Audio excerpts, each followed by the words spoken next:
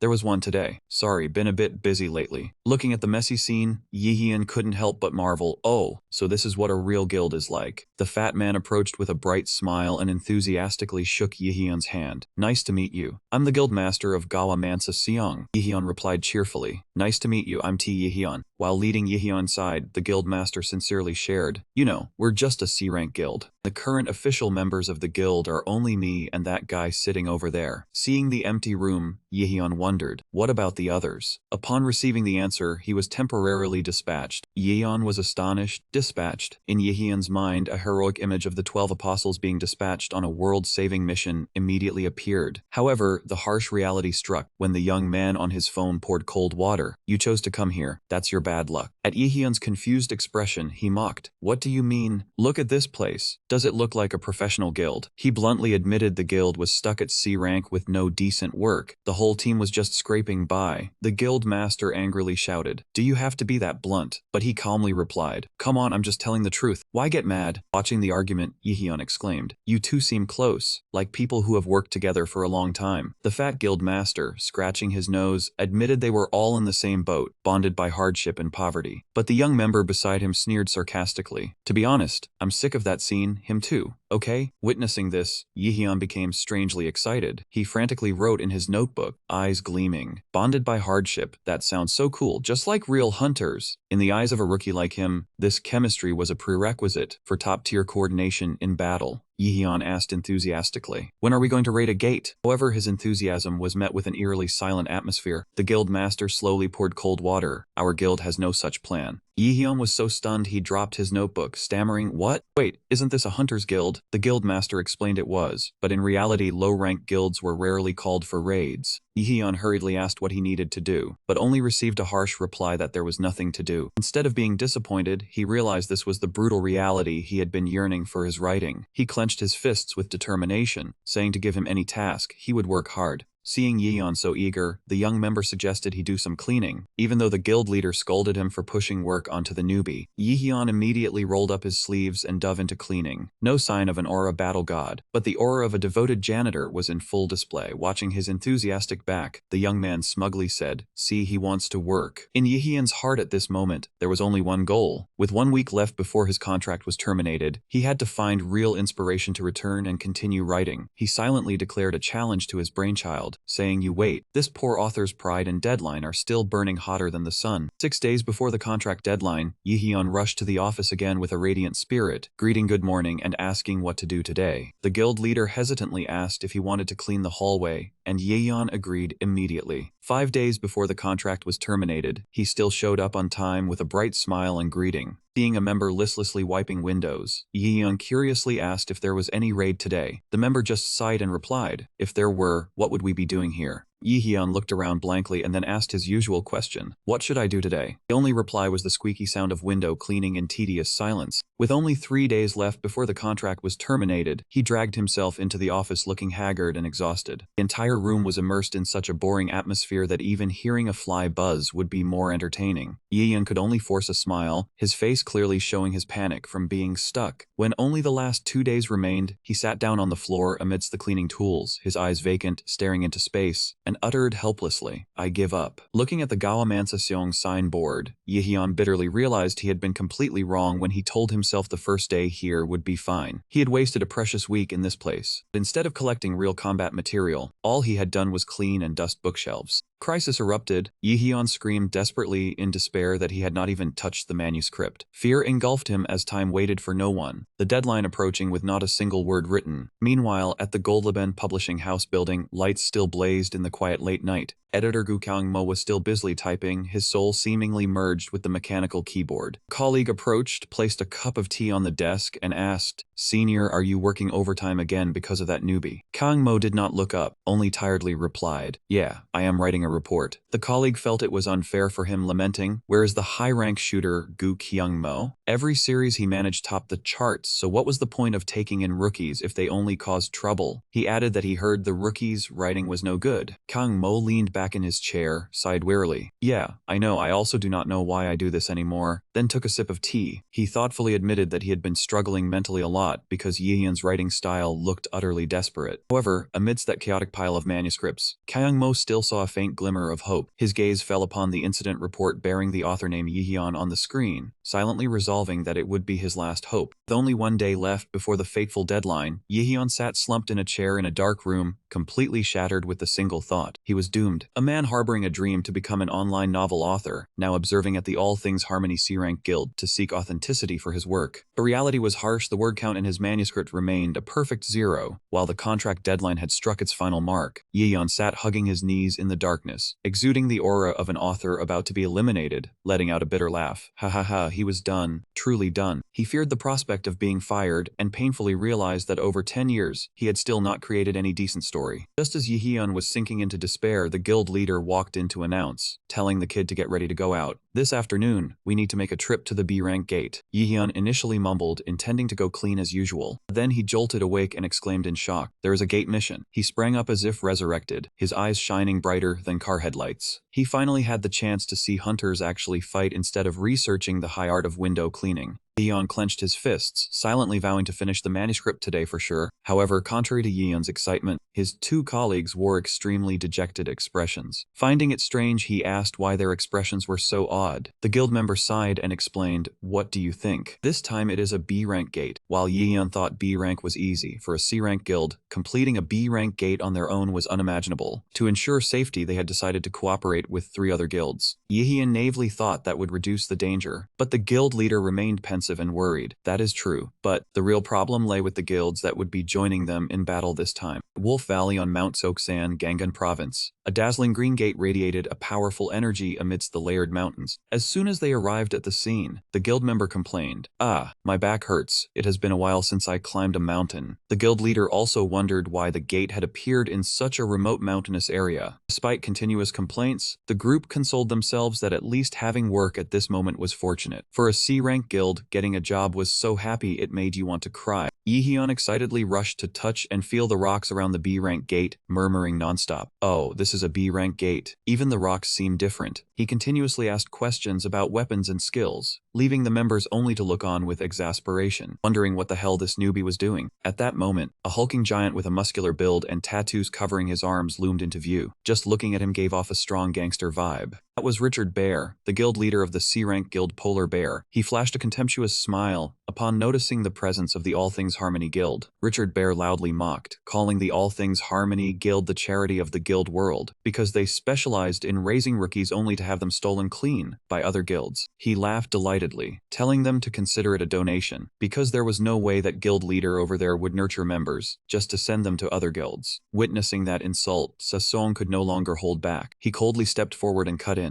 "I have been listening for a while now. Is that guy over there not also a rookie from this side, and yet dares to talk like that? Is it not enough that you people have been poaching our members? Challenged by a lower-ranked person, Richard Bear glared with murderous intent. You brat, how bold, daring to interrupt while the adults are talking. As the two sides were snarling at each other, a scornful laugh suddenly rang out from behind. Sam Marion, the guild leader of the C-rank guild Mantis, casually walked up and called them all a bunch of noobs fighting each other and wearing themselves out. Sam Marion advised them not to waste their strength, because they would still have to support him once inside the gate. At the same time, he did not forget to insult them, calling them all idiots. Watching the three guilds tearing at each other, Yahello suddenly felt a wave of pitch-black killing intent beginning to envelop the gate. Cold sweat broke out on him. His professional instinct screamed that something huge was about to happen, and he could only stammer shakily, "Ah, this is not good." Witnessing the verbal sparring among the guild leaders, Yahello could not help but get excited, silently marveling at this fiercely realistic scene. He frantically scribbled notes in his notebook, believing this was the most valuable material for his manuscript. However, just as he was engrossed in gathering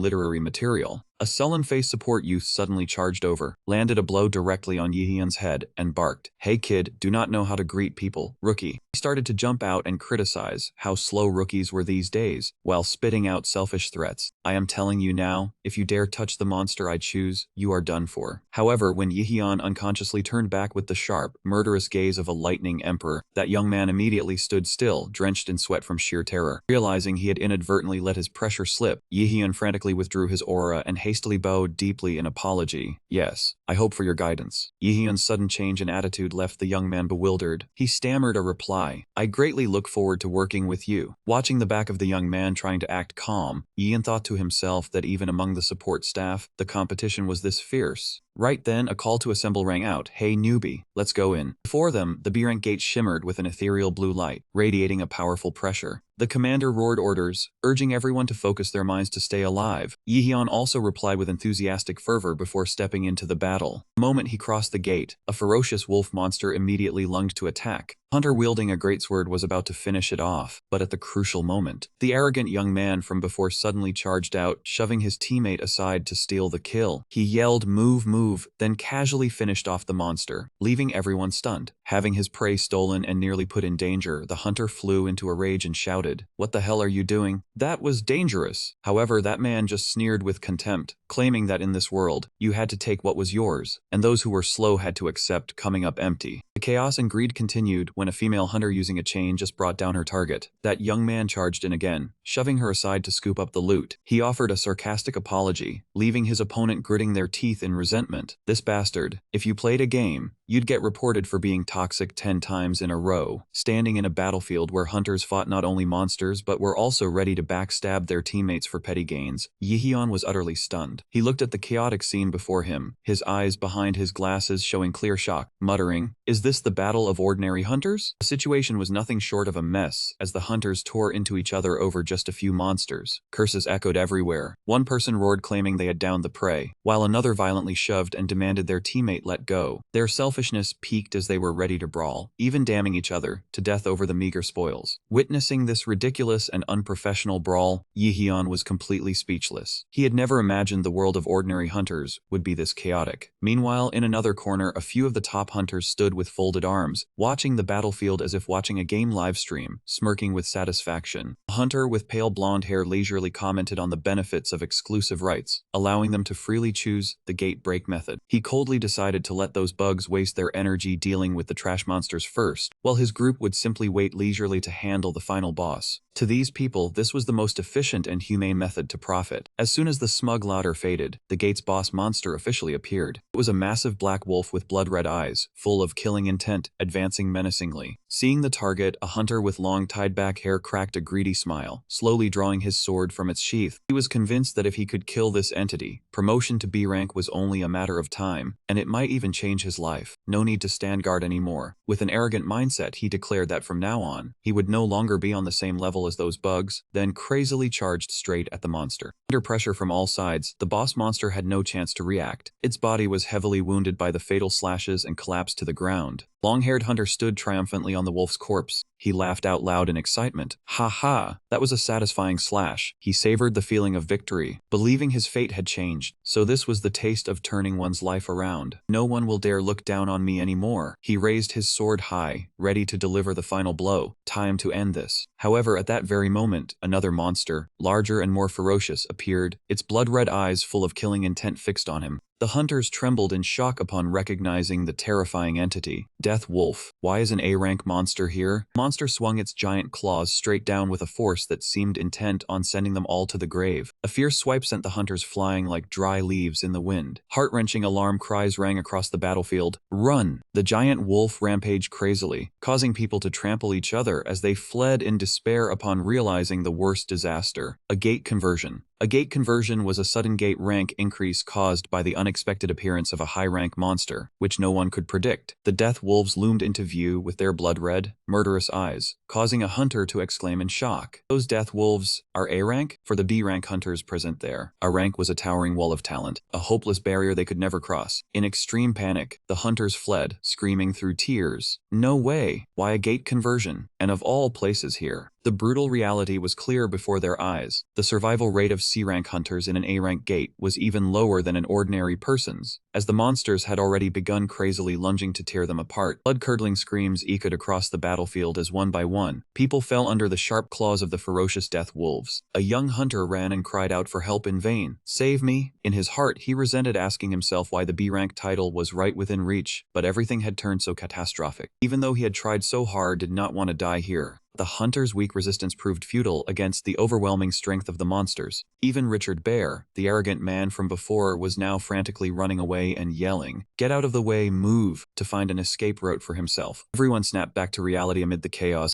Sasong shouted to calm the terrified hunters. He assured them that the gate conversion would be reported to the association soon. As long as everyone stayed calm and found a place to hide, there was still a chance to survive and wait for reinforcements. With a firm gaze, he stood tall on a monster's corpse and declared he would hold the line alone. To give everyone time to escape, choked words of apology rose as the other hunters hurriedly fled, burdened by their families. Standing before the giant death wolf emanating violet killing intent, Sasong knew he was nothing compared to its overwhelming power, but he was determined to hold out so everyone could evacuate in time. Suddenly, the young guild member approached, scoffing with arrogance. "What's with the cool act now? For a second, I thought the 12 apostles were showing up." He swung his chain weapon fiercely, his spirit blazing like a side character about to have his final moment to shine, and he yelled, suggesting they both flip the script spectacularly. Although Sasong was worried about the imminent death, his companion's optimism steadied his resolve. Turning to look at Yehion, who was still standing dazed, Sasong urged him to quickly hide, not forgetting to sincerely apologize for dragging him into this perilous situation. Watching the backs of the two hunters risking their lives charging into certain death, Yehion suddenly froze, realizing a truth he had been seeking for a long time. He understood that in a real battle, there are always those who run to live and those who fall. But above all, it was the indomitable will of those ready to sacrifice and fight to the very end. Yehyun's eyes gleamed behind his glasses as sparks began to flash while he spoke. Exciting, this was what reality should be. Yehyun clenched his fist, electricity shimmering around his wrist as he whispered, "Thank you, everyone." On the other side, Sasong was struggling to resist the power of the pack of death wolves. Powerful swing sent him crashing down, and he could only scream in despair. Sasong bitterly realized he could not touch his opponent. Damn it, why could he not land a single hit? He shouted loudly to his teammate Sung-ho, "You run and hide now." At that moment, a blinding light suddenly erupted, causing him to cry out in astonishment. Seeing Yehyun's figure charging straight into the group of monsters, Sasong called out in panic, "Hey kid!" However, Yehyun quietly removed his glasses, his black hair turning a brilliant gold as he declared with authority. "It is over." His eyes gleamed with majesty. He raised his hand and pointed directly at the enemy, coldly shouting thunderwheel. A massive pillar of lightning descended, crushing the monsters in an instant. With only 5% of his power, Yehyun created a shocking explosion that cleared all obstacles. Witnessing that divine power, Sasong and his teammate could only stand frozen, bewildered, wondering what the hell was going on. Amidst the smoke and dust, Yehyun calmly uttered a satisfied remark. He flashed a bright smile and gave an excited thumbs up. "So freaking cool. This is what a hunter story should be like." When a giant death wolf suddenly lunged from behind, a warning shout rang out, "Behind you right now." A bolt of high-voltage electricity turned the death wolf into a charred mess. Yehyun sincerely thanked them. "I have learned a lot from you all." standing amidst the chaotic scene. Sasong was stunned to realize the true identity of his savior. Is that brat the Lightning Emperor? Realizing he might have overdone it, Yeon quickly put his glasses back on. Transforming back into the frail writer persona as if nothing had happened, he ran while waving, "Sorry, my manuscript deadline is coming up. Remember to keep my secret and treat your wounds too." Yeon vanished in a blinding flash of lightning, leaving the two teammates still in shock. Sasong and his teammate stood dazed amidst the rubble, still unable to believe what had just happened. Soon after, rescue forces arrived at the scene of the rare A-rank gate conversion to begin searching. The soldiers confirmed 2 sober hunters and ordered priority treatment for the injured. News of that morning's rare A-rank gate conversion quickly made headlines. Fortunately, all hunters were safe, calming public fear. At the Goldleben publishing office, the clock had struck 11:59 p.m. With only 1 minute left before Yehyun's contract expired, editor Kyungmo was pacing nervously. Just then, the phone on the desk rang with a notification of a message from Yehyun. "Editor, I am sorry for sending it late." Kyungmo hastily picked up the phone. His heart pounded as he saw the manuscript file for Chapter 1 had just been sent. He breathed a sigh of relief, never expecting Yehyun could finish and submit the work right 1 minute before the deadline. Kyungmo opened the manuscript to read, hoping the content this time would be better after all the reports he had written to defend Yehyun. However, as soon as he skimmed the first pages, his eyes widened in shock. He stared intently at the screen, his face growing more serious and astonished the more he read. Kyungmo could not hide his surprise, his hand continuously scrolling through the captivating lines. He wondered in shock what had happened to Yehyun's writing style, then silently admitted this manuscript was truly compelling. A few days later, amidst the bustling streets, a red-haired youth stretched and yawned, then shouted excitedly, "I am back, everyone." His noisy entrance made people uncomfortable, one father even covering his child's eyes and telling him not to learn bad habits. However, the guy did not care at all, smugly thinking his seniors would surely be shocked, speechless to see him. The reason for that confidence was that he had officially become a C-rank hunter. For the past 6 months, he had gone to his cousin's B-rank guild to train intensely. After countless days and nights of diligent training, endless battles with monsters, and overcoming numerous hardships on the path to growth, finally, he had surpassed the limit of a D-rank hunter to rise to a new level. Now, Choi Yong-sik could proudly declare he had escaped being a trash hunter and was fit to stand with his seniors of the Wansagawa Guild. Standing before the office door, he noticed the unusually quiet space. Yong-sik began daydreaming about a surprise party with cake and confetti to welcome his glorious return. He told himself he would follow that script to make everyone happy. Yong-sik energetically pushed the door open and burst in, exclaiming, "Seniors, I am back." However, instead of booming firecrackers, what greeted him was only a quiet room where the fan could be heard, with a stranger diligently typing on a computer. Seeing the newcomer, Yehyun looked up coldly and asked, "Who are you?" Doused with cold water, Yong-sik dazedly asked the other's identity and received a calm answer. "I am Hyun, the new gate support staff." Hearing that, Yong-sik's face changed. He stared at Yehyun in shock, realizing he was just the lowest F-rank gate supporter. Yes, but before Yehyun could finish, Yong-sik cut him off with a gleeful look, flexing to show off his biceps, his eyes shining with smugness. "Oh ho, what a coincidence, I just ranked up and came back. A C-rank hunter, let me show you a few tricks." Facing the ridiculous showing off of this newly risen C-rank guy, Yehyun could only stand frozen with a speechless expression.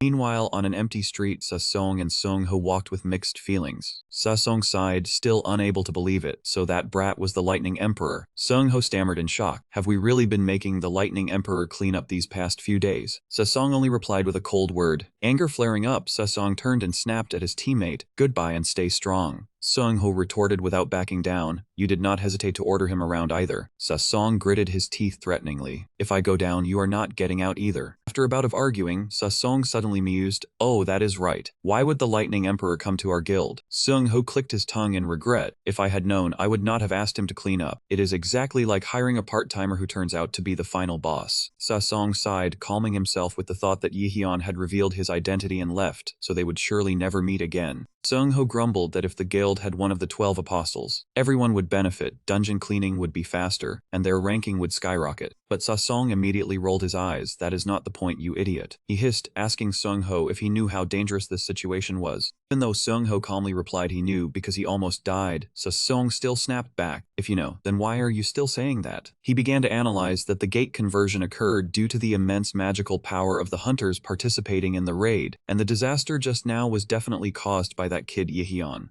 Song's face twisted in horror as he realized a cruel truth. If he stayed with the Lightning Emperor, every time he entered a gate would be a life-threatening danger. He screamed in despair, "I am not doing it. I have an elderly mother and young children at home. I absolutely oppose it." Sung Ho forcefully pushed Seong's crying face away. "Could you please get that face away from me? It sounds like the Lightning Emperor is about to join our guild." Seong muttered resentfully that I was just saying that. Both of them stopped in front of the office door. Seong clicked his tongue, telling himself there was no way the Lightning Emperor would actually join this tiny guild. Inside the office, Sik roared with contempt. "In this harsh world of hunters, F rank is not a hunter." He slapped his chest with pride, asserting that meeting him was Yihyun's good fortune, then promised to help him become an A rank hunter. To start that special training course, Sik brusquely ordered the Lightning Emperor to go clean the office. Just then, Song and Sung Ho rushed in frantically, their faces pale with terror. Seeing his seniors, Sik happily raised his hand to greet them. "Ah, you guys, long time no see," but before he could finish his sentence, both of them lunged at him, pinned him down, and punched him repeatedly. Song gritted his teeth and roared, "Shut up right now, Sik!" While Sik cried out miserably, not understanding what he had done wrong. The two seniors still crazily grabbed him by the collar and yelled, "Do you have any idea what you just did?" Witnessing that chaotic scene, Yihyun, standing behind, could only flash a mysterious smile. "This place is interesting." At the publishing office, editor Kyung Mo nodded in satisfaction as he skimmed through the new pages. "This draft is fine." Especially the realism had improved significantly. He was completely convinced by how Yihyun described the selfishness of hunters turning the battlefield into hell, or the main character's brave sacrifice for his teammates. The kind of read that felt like reviewing a humanitarian novel. Kyung Mo silently highly praised the impressive suffering in every sentence and firmly asserted, if he kept developing like this, getting published was only a matter of time. Hearing those valuable comments, Yihyun burst with happiness. He could not believe his ears when the opportunity for publication had arrived. Finally, that day had come. A blazing aura erupted around Yihyun. He felt that the decision to come to this guild to gather material was absolutely right. With burning, determined eyes, Yihyun walked while burying his head in the notebook, recording information to prepare for the most explosive debut. Behind his back, Song and Sung, who were still struggling to restrain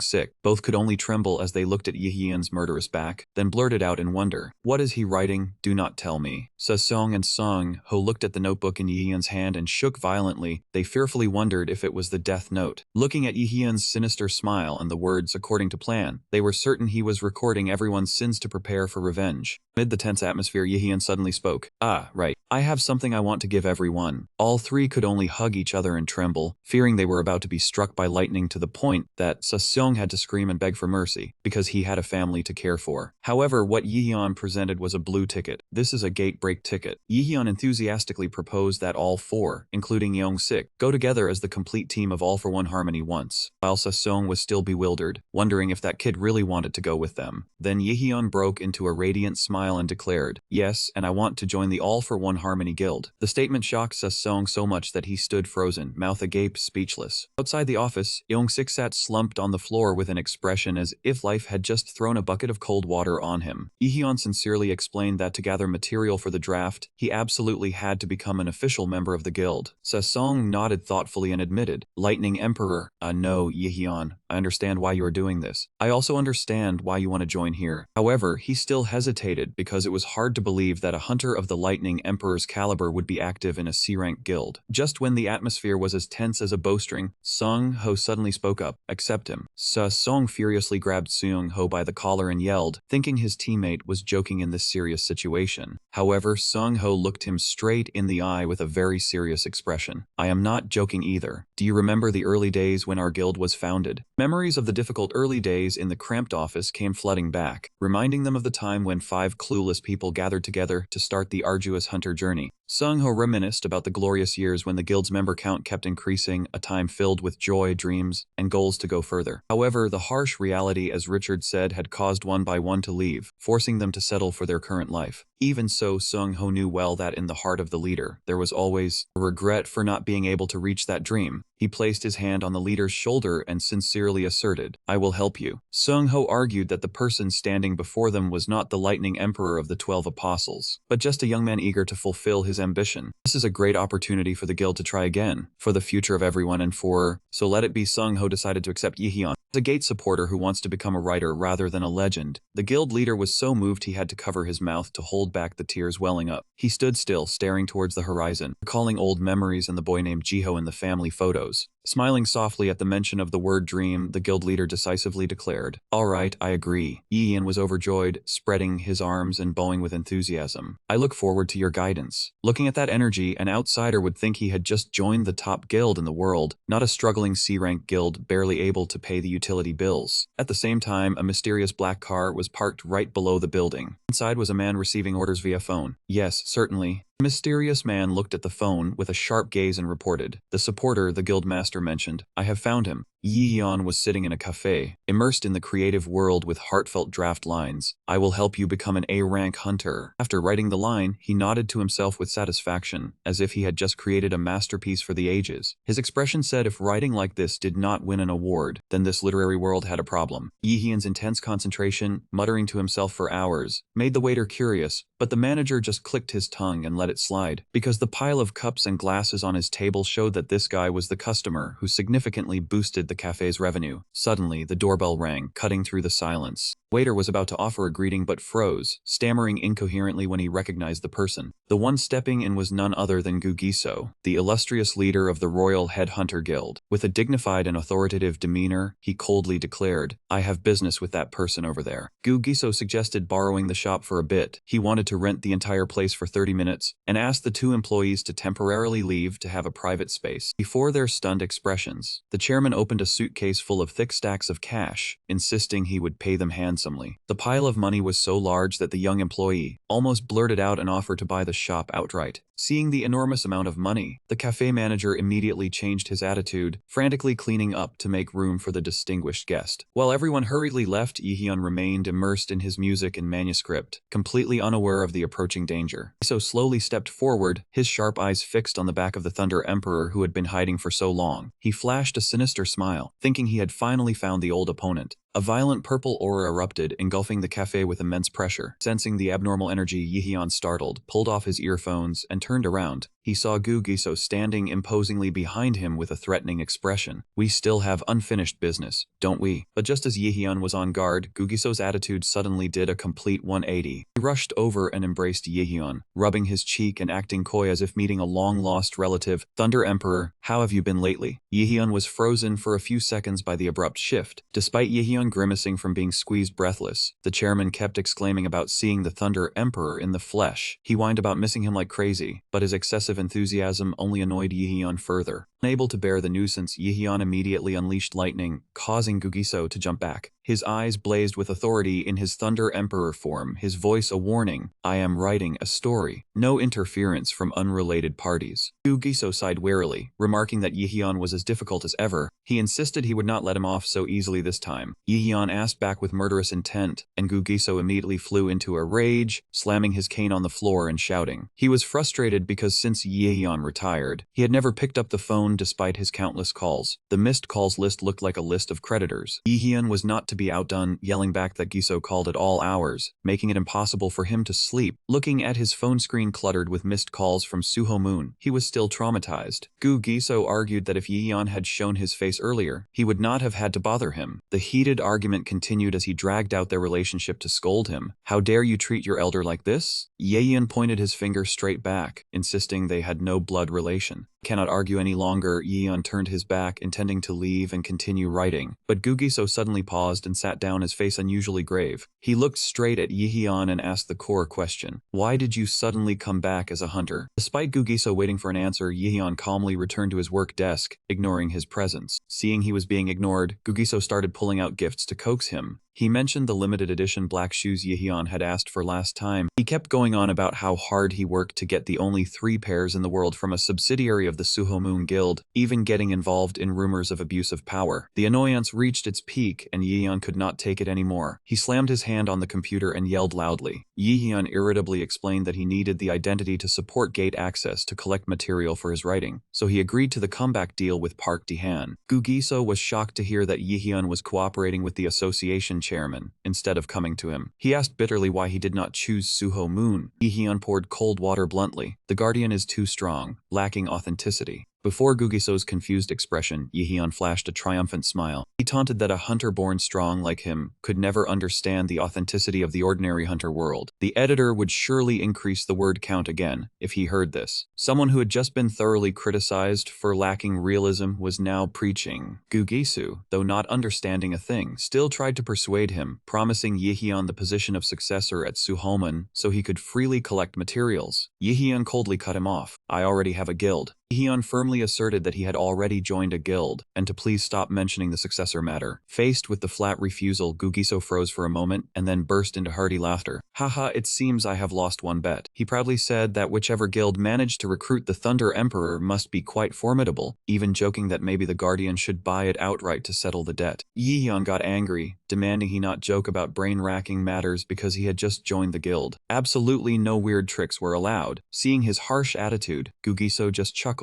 All right, how would I dare to stop you? Suddenly, Gugiso placed his hand on Yihyun's shoulder, his face turning unusually serious. But Thunder Emperor, no, Yihyun. Seeing the sudden change, Yihyun asked, what is it? What now? Gugiso looked him straight in the eye, giving him a meaningful warning that once he had made a comeback, others would recognize his identity and bring about unpredictable danger. The atmosphere was so serious that the cafe felt cold, and Yihyun was still confident that such a thing was nothing compared to his power. Gugisu poured cold water. It is not you. He solemnly explained that the real danger did not lie with Yihyun himself. Rather, it targeted the people around him, the people around you. They are not as strong as you are, and the memories of your mother. A lonely past of sitting on the corpse of a monster suddenly flashed through his mind. Seeing the old man hesitate, Yihyun pressed. And what else? Gugiso let out a soft sigh. His eyes were full of indulgence as he looked at his great-nephew.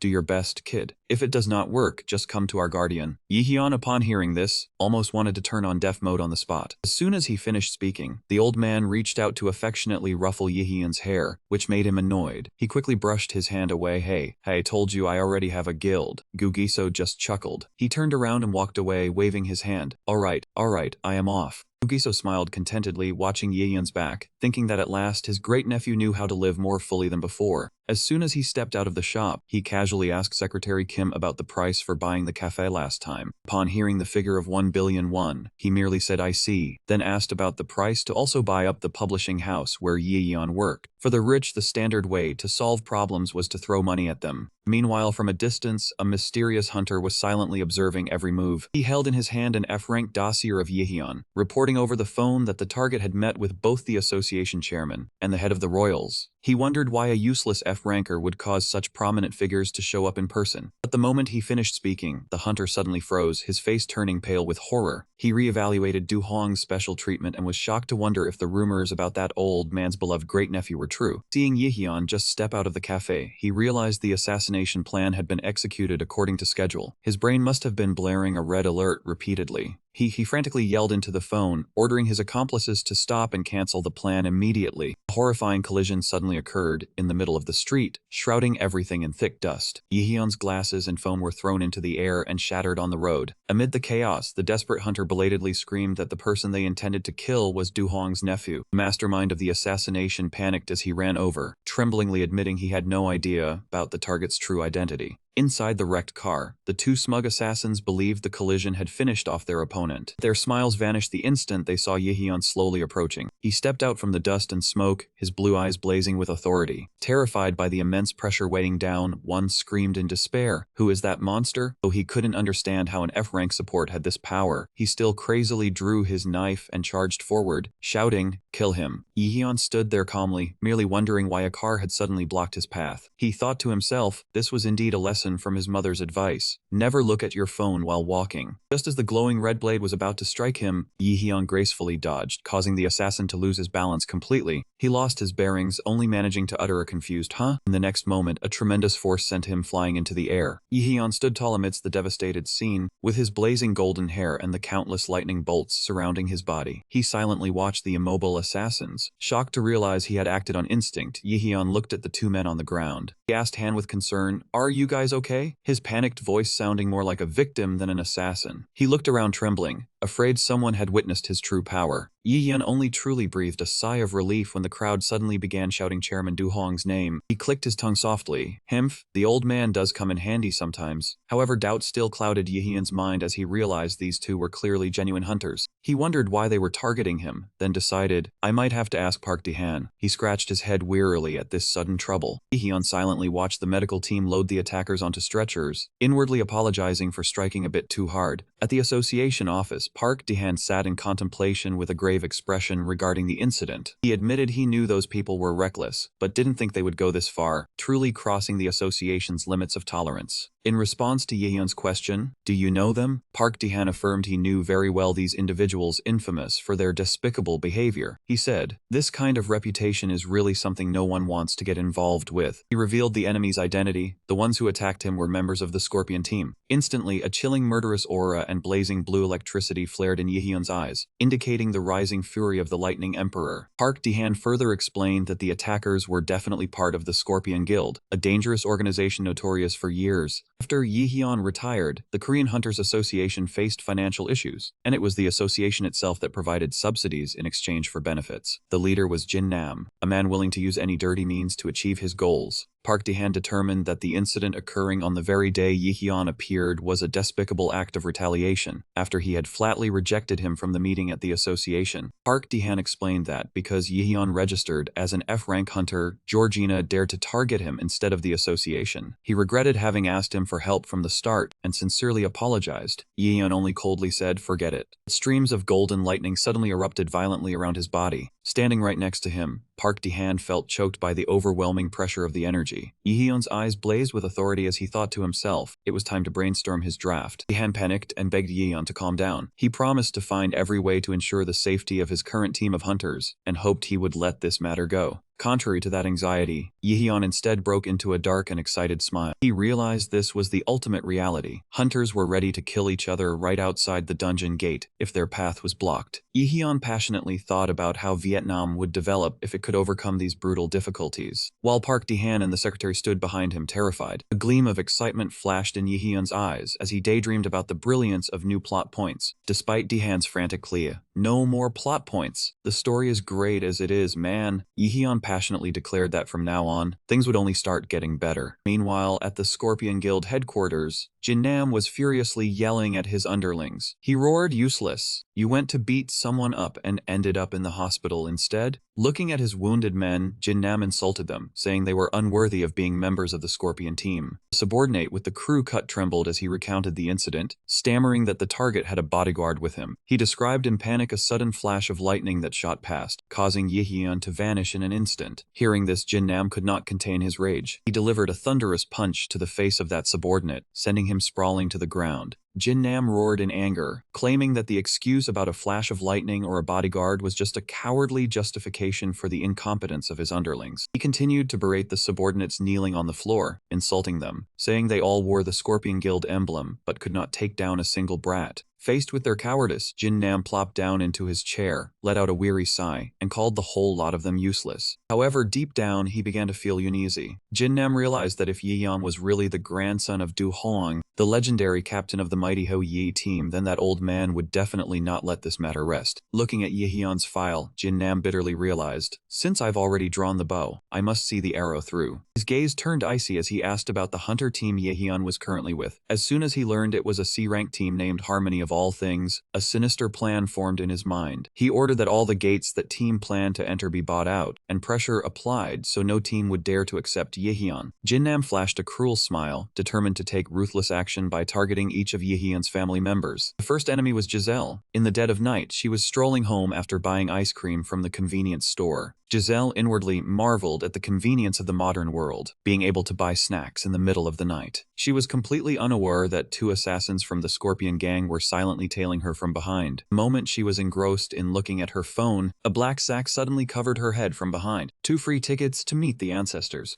The kidnappers laughed smugly as they captured their target too easily. They quickly subdued and dragged Giselle away while she was stunned. In the blink of an eye, Giselle was tied up hand and foot and thrown into a waiting car. Sitting in the car with the sack over her head, she still could not believe reality. With her round eyes behind thick glasses wide with shock, Giselle asked herself in a daze if she was truly being kidnapped. The car sped off into the night, leaving Giselle with a face frozen in utter disbelief at the absurdity of the situation. She could only stare blankly into space, completely speechless upon realizing she was the victim of a sudden kidnapping. Afterwards, Giselle was taken to a deserted area on the outskirts of the city, a place with few passersby. At this moment, she was tied tightly to a chair, her head covered completely, unable to see anything. The boss, Jin Nam, wanting revenge against Yihyun, had ordered his underlings to kidnap his sister. This was the consequence of daring to offend his scorpion gang. Jin Nam reached out and lifted the cloth covering Giselle's head. He wanted to see the fear on her face. After all, her brother had messed with the wrong person. As soon as the bag was lifted, Giselle's cold expression was revealed. At that moment, the entire group began to feel that something was wrong. Why does this girl's face look so familiar? The whole group started breaking out in a cold sweat, knowing this was not good. It turned out that besides being Yihyun's older sister, Giselle also had another identity.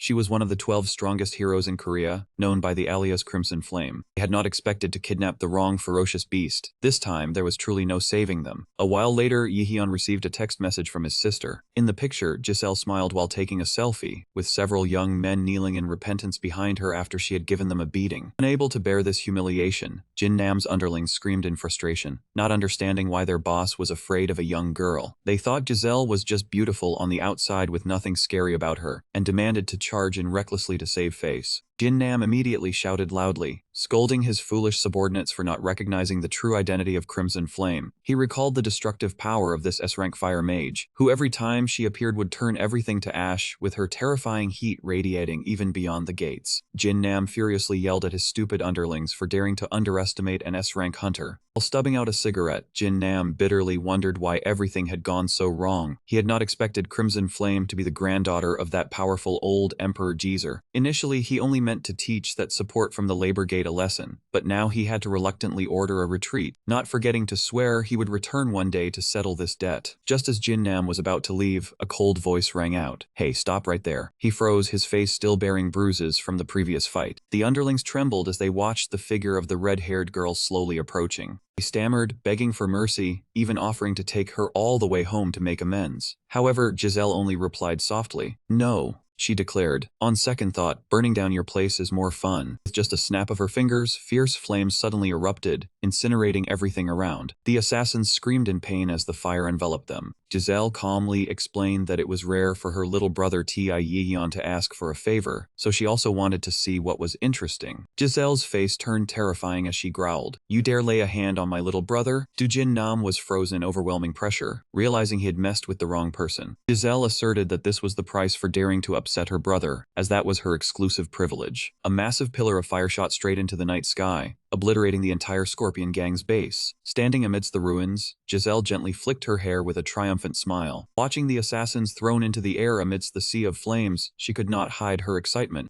Giselle struck a haughty pose, smugly thinking she looked just like a main character from a comic book right now. The Scorpion gang's kidnapping of Crimson Flame ultimately ended with the most disastrous result possible. The entire gang was annihilated, with survivors lying all over the hospital covered in bandages. All of Korea buzzed over this unprecedented S-rank kidnapping case. In offices, people endlessly gossiped and mocked it as nothing short of a collective suicide. They sneered that perhaps because Scorpion was the strongest among the A-rank gangs, they were too delusional about their power, daring to strike out their pincers only to meet a bitter end. While public opinion was still in an uproar, Yeon had to face another nightmare called the manuscript deadline. He frantically texted his editor Kang Mo to apologize, promising to submit the work the next day for sure. The fear of deadlines was more terrifying than monsters. However, in the midst of this critical moment, his sister Giselle kept pestering him, shouting to know why he had personally asked her to deal with the Scorpion gang. Yihyun yelled angrily, shooing her out so he could focus on his work, but Giselle still clung on with a face full of curiosity. Yihyun coldly told her to use a wish if she wanted to know, but Giselle immediately brushed it off. Watching his sister stroll out of the room, Yihyun grumbled about how the manuscript was delayed because of the Scorpion gang, and now he was being bothered by some monkey. Instantly, a chilling killing intent enveloped the room, creeping up his spine. Giselle turned back with a terrifying face, directly grabbing Yihyun by the neck and roared, "Pretty bold, daring to call your sister a monkey. Fine, let your sister kill you with the hands of a monkey then." Yihyun's eyes bulged, his face turning purple from suffocation, only managing to stammer out pleas in vain. Despite her brother gasping for breath, Giselle showed no intention of loosening her grip. In his critical state, Yihyun mustered all his remaining strength to blurt out the truth, that it was the Scorpion Gang who had bullied his guild. Hearing this, Giselle finally let go, letting Yihyun collapse to the floor. Yihyun lay on the floor, gasping and muttering, almost died before finishing writing the story. Giselle was stunned, unable to believe her ears, stammering back. Your guild? Yihyun was still stunned. He gently touched his neck and nodded in acknowledgement. Yes, that's right, I don't like noise, so let's keep it a secret for now. However, before he could take back his words, his sister screamed through the house. Great, Yihyun has joined the guild. Yihyun could only grit his teeth and mutter, ah, this gorilla, seriously. Immediately, the scolding from their parents downstairs cut through the argument. Yihyun, Giselle, quiet down and eat your meal. Whether S rank or F rank, everyone was afraid of their mother. The next morning at the guild headquarters, Seung-ho looked in surprise at the items in Yihyun's hands. Yihyun politely handed over the gift bag. My parents asked me to give this to you. They said thank you for accepting their son into the guild. Seung-ho waved his hand awkwardly. No need. We should be the ones thanking you. Seung-ho said the eldest brother was still asleep, and Yeong-sik would report back later since he came home late. Suddenly Seung-ho asked curiously, oh, by the way, have you heard about the Scorpion kidnapping Hongdiem? Yihyun continued writing nonchalantly. Ah, yeah. Seung-ho laughed with glee, because the one who dared to steal his guild's gate-breaking claim had finally gotten his comeuppance. Meanwhile, Yihyun could only smile bitterly and silently apologize, because he himself was the cause. However, Seung-ho then pondered, but I find it a bit strange, both sides have completely different ranks but are tied to the same incident. Could it really be a coincidence? Yihyun jumped in surprise, his sweat pouring out, and asked, what? Seung-ho insisted that there was something suspicious here. Seung-ho continued, analyzing the oddity of how the Scorpion Guild, famous at rank A, suddenly went to snatch the rights to the gates their small guild planned to bid on. Then later they caused the shocking incident of kidnapping an S-rank hunter. Seeing his comrade's serious expression, Yihyun trembled until sweat dripped down, his hand clenching the notebook. He was terrified, thinking, oh no, did he find me out? Yihyun wrote while nervously wondering if hindering the guild would get him fired. Seung-ho thoughtfully summarized everything. Putting all of this together, there was only one conclusion. Seeing his comrade approach and call out, hey, Yihyun shook in fear. He also wrote in his notebook, screaming through tears, I won't let this happen again, please don't fire me. But contrary to Yihyun's worries, Seung-ho cheerfully declared, we're about to get rich on this deal, brothers. He held up a gleaming card, insisting there was only one reason high-rank hunters would cause trouble. Seung-ho excitedly explained it was because inside the gate we were about to bid on had a massive treasure. He chuckled with delight because after the Scorpion Guild was eliminated, the rights not to break the gate were returned to their guild. He was daydreaming about a future of wealth. Suddenly Seung-ho took a flying kick to the face. The guild leader, Sasong, grumbled angrily, let people sleep. Sasong scolded Seung-ho for dreaming about treasures so he could get some rest. Despite this annoyance, Seung-ho still insisted that this card was the hard-earned result of winning a bid. The guild leader turned to urge Yihyun to hurry, because they still had to work as mercenaries later. Seung-ho muttered, hoping to find the treasure soon to end this hateful job, making the guild leader chuckle about wanting to quit soon. Yihyun breathed a sigh of relief that he wasn't fired. At that moment, his phone rang with a new message notification. Opening his phone, Yihyun was stunned by a message from editor Kyung-mo requesting a brief meeting about the morning's draft. He was extremely anxious, sweating profusely, thinking it was sure to be harsh criticism again. The cafe Kyung-mo was already waiting and began. First, I've read your article carefully. He had written it on his hand, almost getting fired. Yihyun was overjoyed to receive praise from the editor. Thank you. The author was relieved he wasn't being dropped from the story. However, Kyung-mo immediately raised a question that made the atmosphere serious. I'm curious when the main character will advance to B rank.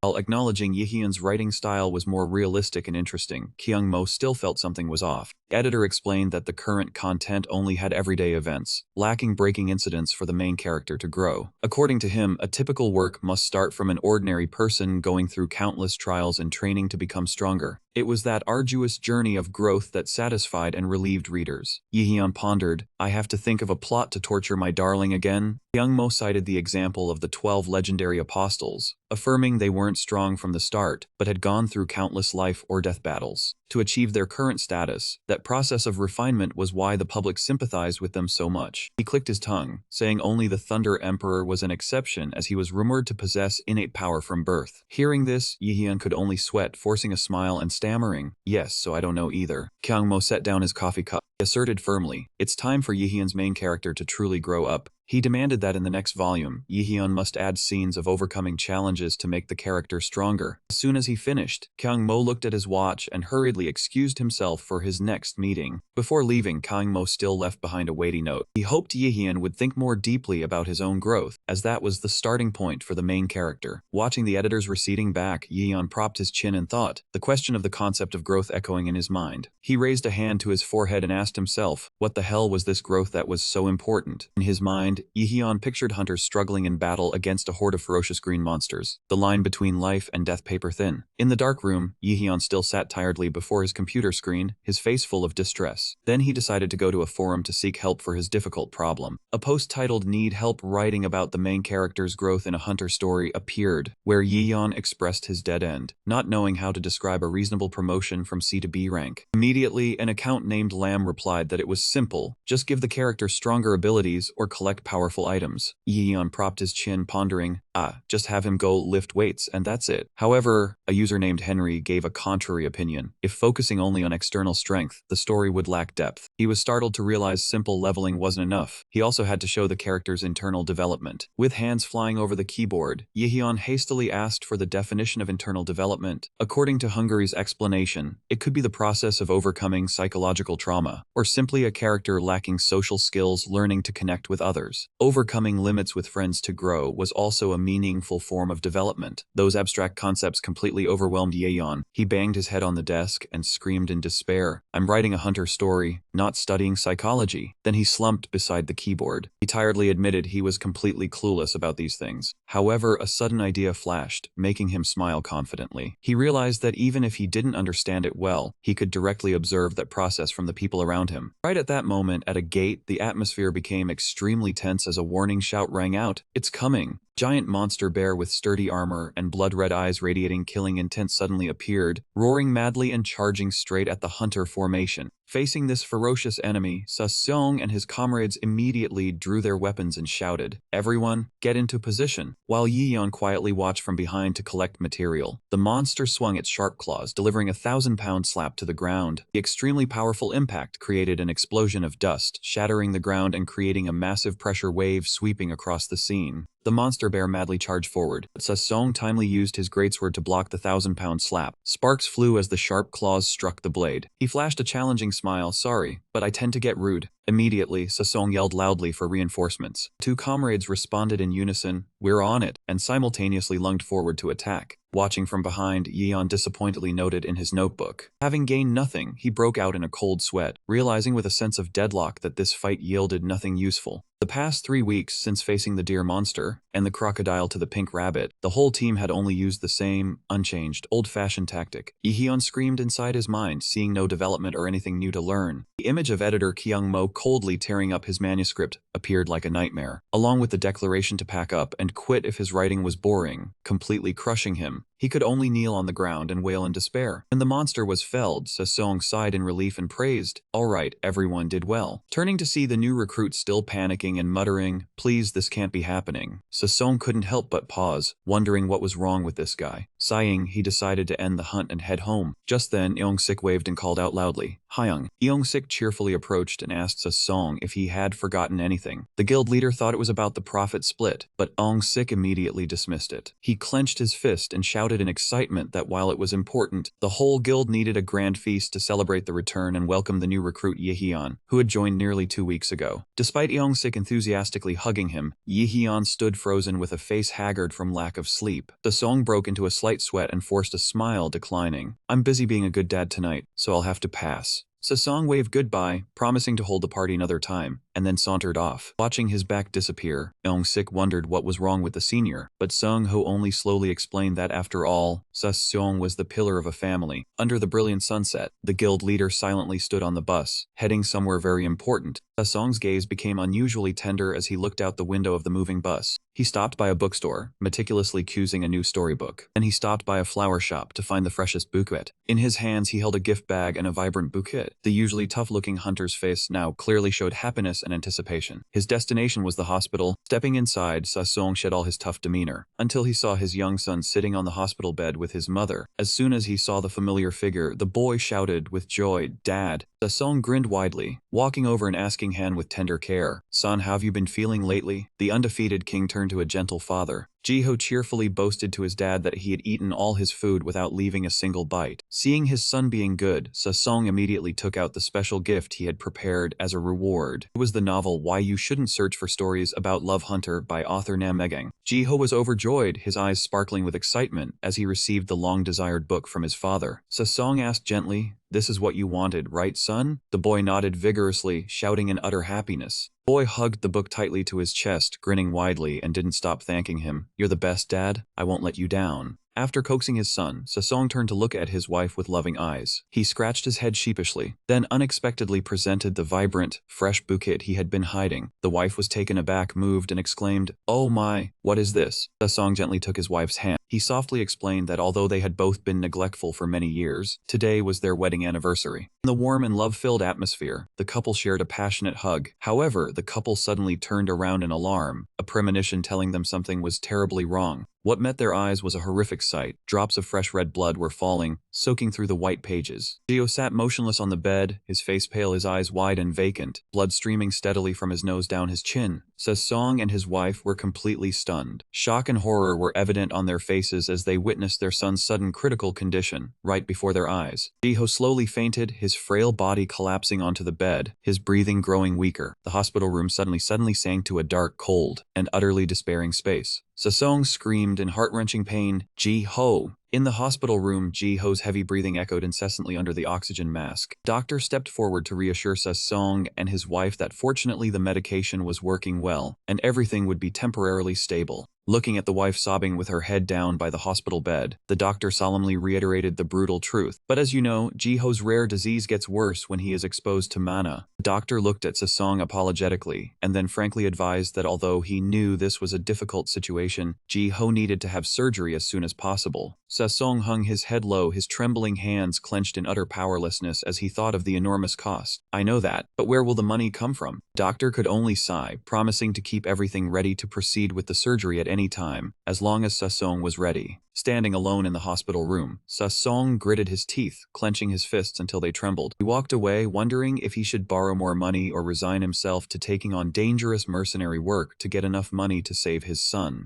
Seeing his wife still sobbing uncontrollably next to Ji-ho, Sesong tried to suppress his grief. He approached and gently patted her. "Why are you crying again? Don't worry, I'll find a way to get the money." He forced a smile to be a pillar of support for his family. "Don't you trust me? I am Sesong. The surgery cost is nothing." Suddenly Ji-ho's weak voice called out, startling them both as they rushed over. "Ji-ho, are you okay?" Ji-ho weakly opened his eyes to look at his parents, calling out in fragmented breaths, "Mom, Dad." Sesong looked at his son in pain, trying his best to keep a cheerful expression to ask Han if he felt any better. He lovingly assured him the doctor had confirmed he wouldn't be in pain anymore before he left. But Ji-ho suddenly burst into tears streaming down as he let out a heartbreaking apology. "I'm sorry. If only I weren't sick." Sesong sadly told his son not to say things like that. But Ji-ho still sobbed, repeating his wish that he didn't have this horrible disease inside him. Ji-ho rasped through the oxygen mask, saying that his mother and father would not have to struggle so much anymore. The boy painfully thought he was a burden, causing his parents to suffer, while Sesong and his wife were completely devastated. The mother gripped her son's hand tightly, tears mingling with her words. "No, that's not it, son." She choked out asking, "Ji-ho, why are you apologizing?" She could only bury her head on the hospital bed, sobbing that it was the parents who should apologize for making their child suffer. Sesong could not contain the pain, holding his forehead, his face contorted with the desire to save his son, vowing to make his son suffer no more. "We will cure you, we promise." Leaving the hospital, Sesong quietly stood in line among the crowd. The Hunter Labor Supply Office. He wore a fierce and exhausted expression. In the room, the bank employee looked at the documents with pity and then rudely refused. "Sorry, too much debt, no more options for you." Sesong walked away in despair, his eyes dazed as he realized every door for a loan had slammed shut. He bitterly told himself that the only remaining choice was to become a mercenary. Immediately after, Sesong was in a forest, swinging a greatsword to take down a giant monster in exchange for a meager amount of money. After the fierce battle, he sat heavily on a log, drenched in sweat, panting with exhaustion. A colleague approached to wipe his sweat, praising him. "Hey man, you worked really hard today." Sesong nodded slightly and replied, "Ah, thanks."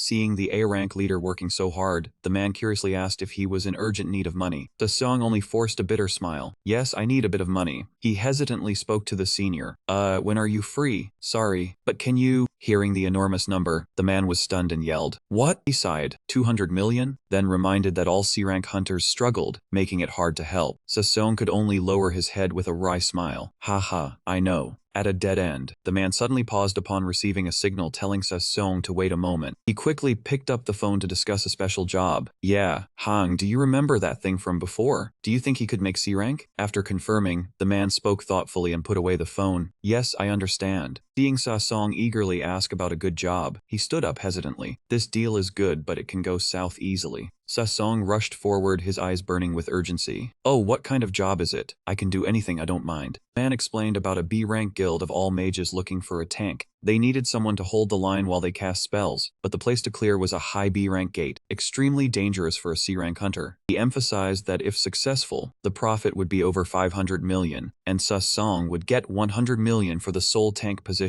100 million, I'll lock it in. Even when warned he would be fighting monsters alone and could die, Sung coldly replied, it's fine. With unwavering determination in his eyes, he firmly demanded, please introduce me immediately. Immediately after, he was at the scene, facing the giant monster wielding a battle axe radiating red killing intent, gripping his weapon tightly and telling himself, I have to do this. Behind him, the mages focused their mana into their staves, yelling tensely, C-rank, you must hold steady, or we all die, understand? The monster roared, its eyes blazing red with killing intent, swinging its giant axe down. Sung replied with a roar full of determination. Roger, then, using all his strength, he raised his greatsword to block the horrifying impact. He gritted his teeth as the pressure from the monster caused his feet to sink deep and slide across the ground. Amidst the line between life and death, the burdens of life suddenly surged back, besieging his mind. The landlord's voice shouting about raising the rent, along with a cold explanation that both the monthly payment and deposit had increased, and if he had no money, to move out. It did not stop there. The guild office rent was also notified to increase by 200,000 won starting next month, pushing him to a dead end. The most painful was the doctor's reminder that Ji-ho needed surgery as soon as possible. Sung roared, sweat and blood streaming down his face contorted with suppressed anger. He told himself it did not matter how hard the world was pressing down on his shoulders, and challenged reality. You think that little can trouble me? With the iron will of a C-rank hunter. He poured all his remaining strength into pushing back the monster, a heart-wrenching cry echoing, I am the pillar of my family. Sung strained to block the heavy strike, but the greatsword shattered into 1,000 pieces, unable to withstand the pressure. A severe wound ran across his chest. He could only gasp in pain before collapsing under the vastly superior strength. As Sung lay motionless, the mages panicked and fled, yelling at each other to dump all their mana into a final attack, paying no attention to him. In his daze, blood trickled from the corner of his mouth. The image of Ji-ho's radiant smile appeared before him. He choked and silently thought, Ji-ho, I'm sorry for betting on such a pathetic father. The dawn light began to show through the window of the small room. Yi-hyun sat blankly in front of the computer screen, with dark circles under his eyes, tiredly muttering about the 2 words development that the editor requested. He felt he was about to collapse after a sleepless night, amidst a pile of empty energy drink cans, still not finding a direction for the character. Just then the phone rang, breaking the silence, the screen showing a call from Sung Ho Hang. Yi-hyun quickly picked up. Yes, Sung Ho Hang, I was just about to go to work. The classic combo of dark circles and energy drink for a deadline slave. But his face suddenly changed, his eyes behind his glasses widening in shock at the shocking information from the other end. Sorry, Masa Sung Hang. The sound of the IV drip fell steadily in the quiet hospital room. Masa Song lay motionless on the bed, his face gaunt under the oxygen mask. His wife slumped beside him, holding his hand tightly as tears streamed down. My love, standing outside the door, Yi-hyun gazed blankly at the heartbreaking scene. He understood everything. Mansa Song had accepted trading his life for a dangerous mercenary job to have money for his son's surgery. Sung Ho, standing nearby, could only sorrowfully confirm, yeah, that's right. Sung Ho stepped in with a face full of regret. Was that old man treating us like strangers? Seeing his senior brother in pain, Yi-hyun scratched his head hesitantly and offered to help Man Sa-song with a hand. He asked softly how much would be enough. Just hearing that, the old man's eyes lit up with hope. Really? That's right, you are the Lightning King. Then he suddenly stopped, the smile on his lips vanishing instantly.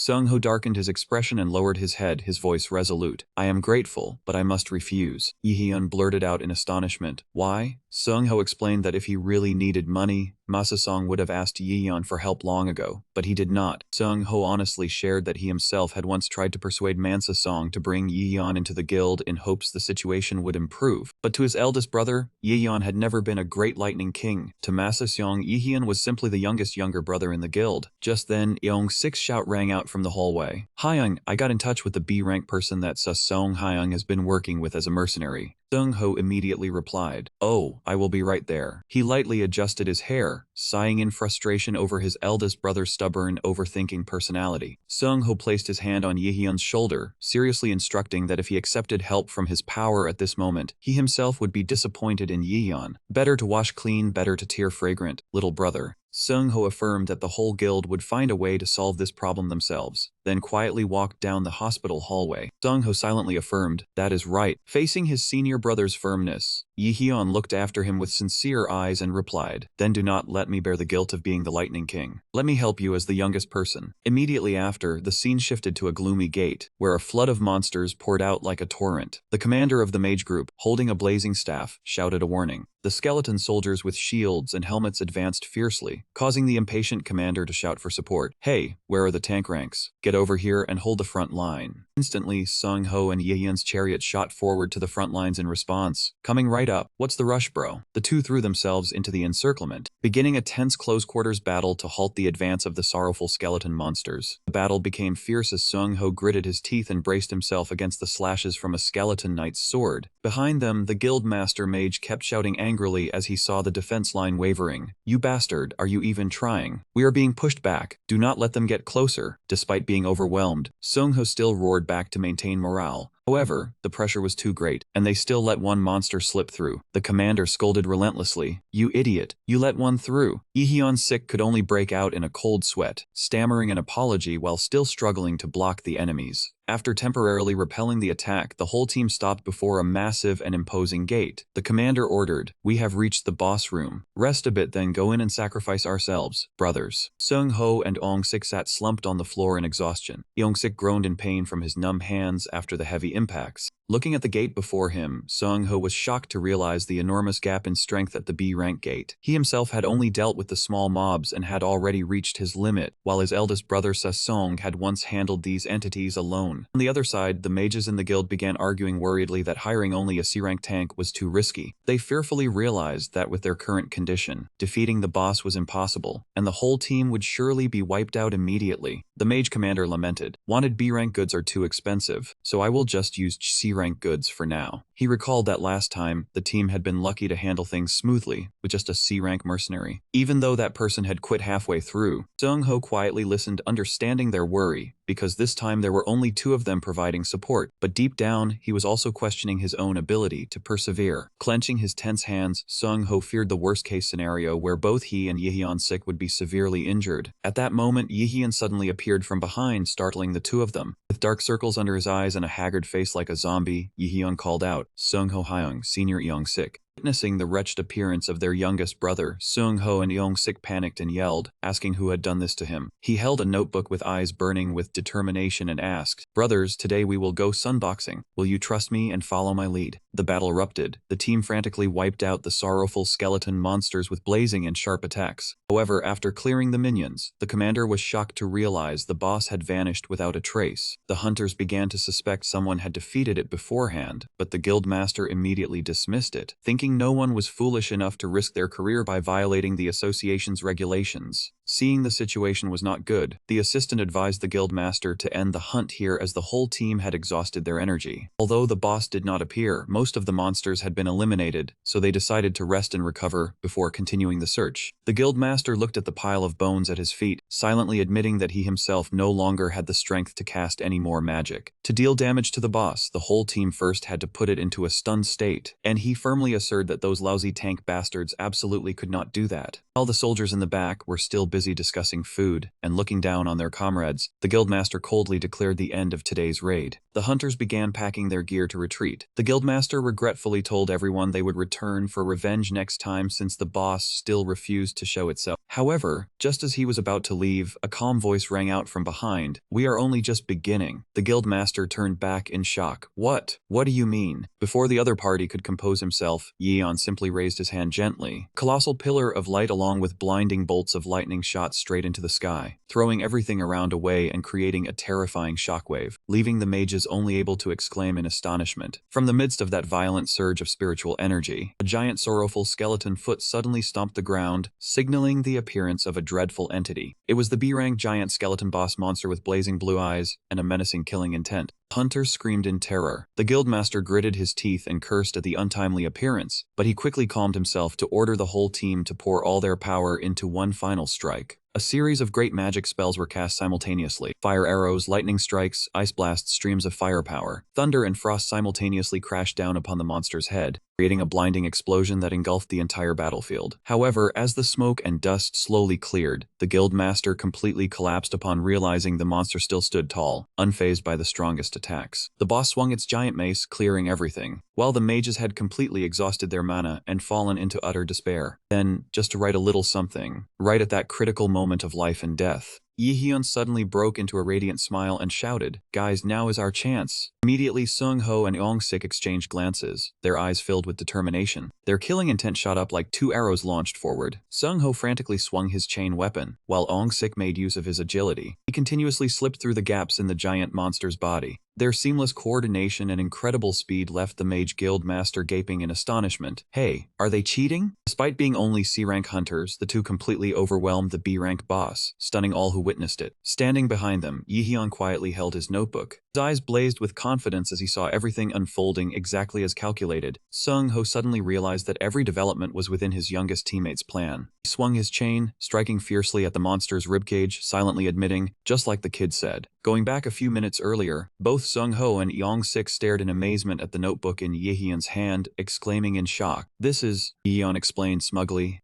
That's the strategy I planned from the guild's materials. Since it's my first time writing a script below A rank, I spent a lot of time studying carefully." Yehyun pointed out that this boss was the giant Bone King, possessing tremendous power but being very slow and clumsy. Its fatal weakness lay in its bone joints. With their speed advantage, Seung-ho and Eong-sik could land hits before it could counterattack. Yehyun signaled readiness. "I'll give the signal." This made Seung-ho freeze and ask back, "Hold on, youngest, did you?" Seung-ho asked in shock if Yehyun had studied everything in just one night. Yehyun scratched his head sheepishly, replying modestly, "Well, I do have a bit of a talent for writing. After all, I'm just a beginner writer. For a novelist, research is the basics." The image of Yehyun staying up all night, diligently working at his desk to draw diagrams came back vividly. He had drawn detailed diagrams of the monster's weak points meticulously. Receiving such excellent support, Seung-ho charged forward excitedly to attack. He thought to himself, "Thanks, youngest. Now get ready for the next step to get the 100 million won to save Ji-ho." The giant Bone King let out an earth-shattering roar, following its usual habit before unleashing a devastating attack. Immediately, Yehyun signaled his teammates to focus on dodging to the sides to distract the enemy. Seung-ho nimbly sidestepped the thunderous strike from the monster's giant mace. Then he aimed directly at its weakest bone joints to land his blow. He leaped into the air, channeling all his strength into the jump, and loudly yelled the flashy skill name, Super Chain Thunder Light. An extremely powerful slash struck the monster's leg, causing it to stagger and lose its balance. Seeing the enemy neutralized according to plan, Yehyun shouted from behind, urging them on, "Support, this is the moment!" Without a second's hesitation, Seung-ho shot forward like an arrow. He poured all his power into the decisive attack, aiming straight for the glowing energy core. The radiant blue energy core was exposed in the middle of the skeletal chest, and he resolved to finish it off immediately. A blinding explosion of spiritual power erupted at the point of impact. Instead of crushing the core, a tremendous pressure suddenly rebounded. The smile on Seung-ho's face vanished. In its place was a look of shock as he was sent flying away by the blue light in an instant, astonishing his teammates. Both Seung-ho and Eong-sik stood with their mouths agape. They were stunned by this unforeseen turn of events. Standing behind them, Yehyun was equally shocked. He clenched his notebook tightly, realizing that the all-out attack just now had been deflected unreasonably. Looking at the monster still standing, radiating a more terrifying killing intent than before, Yehyun suddenly realized a hidden truth beneath the white bones. "Damn it, I miscalculated something." Yehyun was shocked to realize the harsh truth, no matter how good the strategy. Without the fundamental power, these rank hunters could not defeat it. Seeing his teammates trembling in despair as they realized this entity was not for them, Yehyun gritted his teeth. Golden sparks began to flare up in his hand as he told himself he had no choice left but to step in himself. However, at that very moment, Seung-ho unexpectedly roared out Eong-sik's name, demanding he remember the tactics the whole guild practiced daily. Lee-hyun was stunned into stillness, his eyes widening in surprise as he realized that it seemed they still had another trump card besides the calculations in his notebook. Even without guild leader Sasong here, Seung-ho clearly declared the team would combine their strength to fight in place of their elder brother. Eong-sik replied enthusiastically, "Roger, Captain," and immediately used the same skill to draw the opponent's attention. He charged in frantically. While running, he hurled insults at the boss, calling it an eyeless skull. He even unleashed an arrogant taunt skill, enraging the monster. His sharp mouth-based taunt skill proved effective. Provoked, the giant Bone King chased Eong-sik in a frenzy while he ran and yelled for Seung-ho. Waiting for just that, Seung-ho threw his chain to tightly wrap around the monster's leg, pulling with all his might, causing it to lose balance and fall. Seizing that split-second opportunity as the monster staggered, Eong-sik immediately turned back, channeling all his power to prepare for the final finishing blow. Eong-sik flashed a confident smile, looking at his teammate and asking, "We using brother Sasong's ultimate move, right?" Seung-ho instantly affirmed in his mind, "That's right." Seung-ho knew well that if it were guild leader Sasong, one strike would be enough to destroy the core. But the current situation forced him and Eong-sik to join all their power in one decisive strike. A slash carrying a powerful surge of spiritual force aimed straight at the glowing blue sphere of energy in the boss's chest. Before the giant monster's fractured skull, a violent blue light burst from within the skeleton like a bomb about to explode. A shocking explosion of spiritual power arrived, blue light covering the entire cave. The Bone Giant King roared in agony as its body gradually crumbled. Its massive form collapsed, turning into spiritual energy dust and vanishing before the unbelievable combined power of two C-rank hunters. Group of mages stared blankly at the scene of destruction, a girl stammering, "The boss is disappearing." Realizing the danger had passed, everyone burst into extreme happiness. "We survived. We can get out safely. That was too close." Observing from a distance, Yeon quietly lowered his notebook, a look of admiration flashing behind his glasses as he thought to himself, "Incredible, they surpassed even my strategy, not giving up even in a life or death situation." Seung-ho smiled as he walked over, pulling Yeon-sik, who was sitting on the ground, to his feet. Yeon thought to himself that they had created a new tactic based on their own strength. A satisfied smile bloomed on the Thunder Emperor's lips as he recognized that it was growth. He immediately ran towards his teammates, who were exhausted but full of pride. The scene shifted to the supermarket hospital, where Guildmaster Sasong was still in a coma. His gaunt face under the hospital room light, his mouth incessantly mumbling his son Jiho's name. In his delirium, Sasong struggled. "Forgive me, son, it was my fault." He groaned softly, then slowly opened his eyes, looking around dazedly.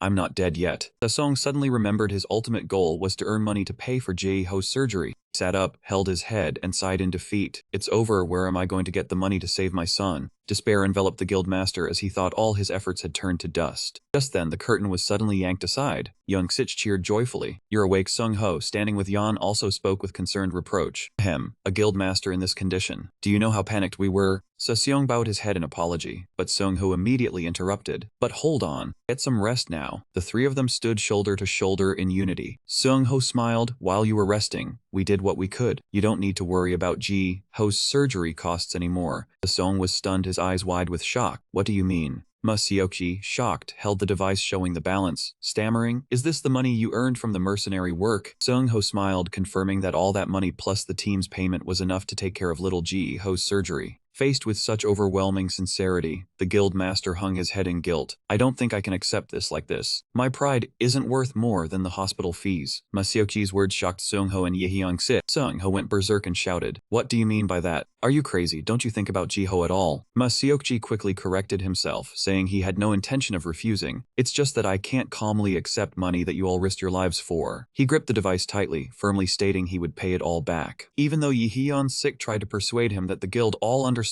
his difficult situation, Ma Seokji remained pensive, admitting this was his own issue. Ma Seokji's eyes were full of sorrow as he recalled the past, silently tormenting himself. "It's because I'm incompetent, making the kids suffer too." Memories of hard times resurface. When the guild members had to sit in dark street corners with weary sighs, one person complained he was about to go crazy. They recalled how Masayoki had risked himself to conquer 4 gates in just one day. Witnessing that recklessness, the whole team worried that if they kept working at such an intense pace, they would collapse first. In the midst of internal strife, the muscular vice guild master suddenly appeared. He spoke provocatively, asking the underlings how long they intended to be the guild master's lackeys. With a look of contempt, he asserted that with their current operations, this guild would never rise to B rank. while Sung-ho still tried to argue that everyone was trying hard to keep up with the guild master. That vice guild master coldly pointed out the harsh reality, that members were being drained to the point of being hospitalized. He smiled calculatingly and declared that was the reason he acted as he did. The memory of that bastard Richard sowing the idea of splitting the guild to go his own way came back bitterly in Ma Seokji's mind. He bowed his head in self-loathing. This is all my fault. Looking at old photos from the dream of starting out to the small family he couldn't fully protect, pain tightened in the guild master's heart. Ma Seokji quietly admitted, "It's all because I forced that burden onto you all, and then you all had to help me like this." He stood before the pile of money, completely abandoning his pride. Sung-ho immediately dismissed it, insisting all the blame belonged to Richard, not him. Yi-hyun-sik agreed, not wanting to see his senior blame himself forever. In the somber atmosphere, Yi-hyun suddenly spoke up, "I'm still here grinding on my deadline." Seeing Ma Seokji's confusion, Yi-hyun sincerely shared that he had recently received feedback that the novel's main character wasn't developing. He admitted he didn't understand at first, because from a writer's perspective, the character was leveling up steadily. But thanks to what he experienced with everyone, Yi-hyun realized development wasn't just that simple. He looked straight at Ma Seokji. "You don't raid gates to level up like a main character, but to protect something precious. And everyone enters the gates to help the guild master." Yi-hyun emphasized that very determination showed a kind of courage far beyond each person's hunter rank. He revealed that he had decided the theme for his story would be family is the most important. Standing in front of the guild office, Yi-hyun asked himself where else he could experience this kind of development if not here. He firmly declared he would continue to accompany them for the protagonist's growth and for the guild's future. Ma Seokji was silent, completely moved by the deeply understanding words of his youngest member. He bitterly realized he had been too selfish all this time, too afraid of being hurt, forgetting that everyone was working together for a common goal. He blamed himself for acting like a fool. The guild master's gaze suddenly became firm. He looked at his loyal teammates and softly uttered, "All right, from now on, can I be a little selfish too? There's a big risk for big reward job coming up." Faced with the eldest's sincere proposal, Sung-ho and Yi-hyun-sik eagerly replied, "Take as much as you want." Seokji was so moved he started crying, wiping his tears and laughing at his own sentimentality. But the atmosphere suddenly turned cold when Yi-hyun flashed a sinister smile. His eyes gleamed behind his glasses with dark intent. "So that means I can help as much as I can too, right?" That frightening expression made the two teammates tremble, wondering why it sounded so ominous. At that moment, in the very center of the city, a series of horrific explosions suddenly rang out, turning the high-rise buildings into blazing ruins. Frenzied monsters flooded into the residential area, and the team of hunters in white armor quickly formed ranks, swinging swords and spears to push back the threat. Amid the fierce battlefield, the Hunter Guild chairman, Du-hong Gu-giso, with his dignified white hair, commanded, "Stand still and take the hit, don't run, brothers." The hunters replied in unison with a yes, then bravely charged straight into the encirclement of the ferocious purple demons. One monster opened its mouth, gathering a massive fireball, intending to incinerate everything instantly. The guardian hunter with a large steel shield rushed forward to block the front and shouted, "Not a chance." A shocking explosion occurred when the flame collided with the sturdy shield, creating fierce columns of fire that burst forth violently. In the midst of the smoke-filled battlefield, an S-rank hunter named Mengshan was straining to hold up a giant shield to protect the elder. He asked worriedly, "Sir, are you still breathing?" But Gugiso only tiredly replied with a because the elder was horrified to realize that even after mobilizing the entire elite forces of Squads 1 and 2, their forces were still being pushed back miserably. Right ahead, an entity with black wings and blood-red eyes filled with killing intent was floating forward, forcing Gugiso to admit that this was a real monster. That was the Diablo, terrifying entity with SS rank power. Seeing the critical situation, Gugiso immediately ordered Hyo Jun to quickly take care of the other members of the guild. The S-rank hunter Hyo Jun, also known as Baek Kui, immediately unleashed a brilliant green spiritual energy to heal his severely injured comrades. He stated firmly, "Don't worry about this place, just move forward." Gugiso gripped his staff tightly, a faint purple energy erupting violently around his body as he told himself, "This time, I might have to risk my life." On the opposite side, the monster Diablo began to open its mouth, gathering a massive fireball, preparing to unleash a devastating attack. However, in that moment of extreme crisis, Gugiso was suddenly stunned in amazement when he saw a strange phenomenon in the sky. A massive pillar of lightning with earth-shattering power descended straight down from the heavens, engulfing the boss Diablo in that electric current. Blinding light and successive explosions took place. Witnessing that divine power, Gugiso faintly smiled with deep satisfaction. "Haha, living long enough has its benefits. I never thought I would see a day like this." Stepping out from the smoke and dust, Yi-hyun and his Lightning King form with brilliant golden hair stood proudly, electric sparks crackling across his body. The elder gazed affectionately at his grandson, thinking that although Yi-hyun was sometimes rude, he always trusted him. "Did you come to save Grandpa, dear?" Contrary to the old man's emotion, Yi-hyun only coldly poured cold water on him. No, I just came to ask you to do something. The rescue is just incidental, a side quest. The overly realistic answer made Gu Giso's face fall in disappointment. Can't you at least say yes? Ignoring his grandfather's muttering curses about him being a rude brat, Yihyun remained nonchalant, floating in the air with a carefree expression. At the same time, at the international airport, a completely different, lively atmosphere was unfolding. Long lines of fans were crazily cheering and holding up signs with Kazuya's name. Amidst a forest of camera lenses and the excited screams of the crowd, a blonde man with an elegant demeanor was leisurely pulling his suitcase and walking. The man gently took off his sunglasses. It's been a while, hasn't it? South Korea. I wonder how that guy is doing. That was Seto Kazuya, one of the 12 apostles of the Lord with the renowned title of War God, who had just officially set foot back on this land. At the association office, Park Ji-han could not help but be stunned by the sudden appearance of Kazuya. While sipping a cup of tea, the martial god calmly apologized for this abruptness, and at the same time personally handed over an urgent letter from the chairman of the Japan Hunters Association. Park Ji-han received it nervously, secretly wondering how important the contents inside were that one of the 12 apostles had to personally deliver them. As soon as he opened the letter, Park Ji-han was so shocked his eyes widened and sweat poured down as if he had bathed. He could not believe the words before his eyes. 2 of the top server accounts got deleted? Kazuya coldly confirmed that 2 members of the 13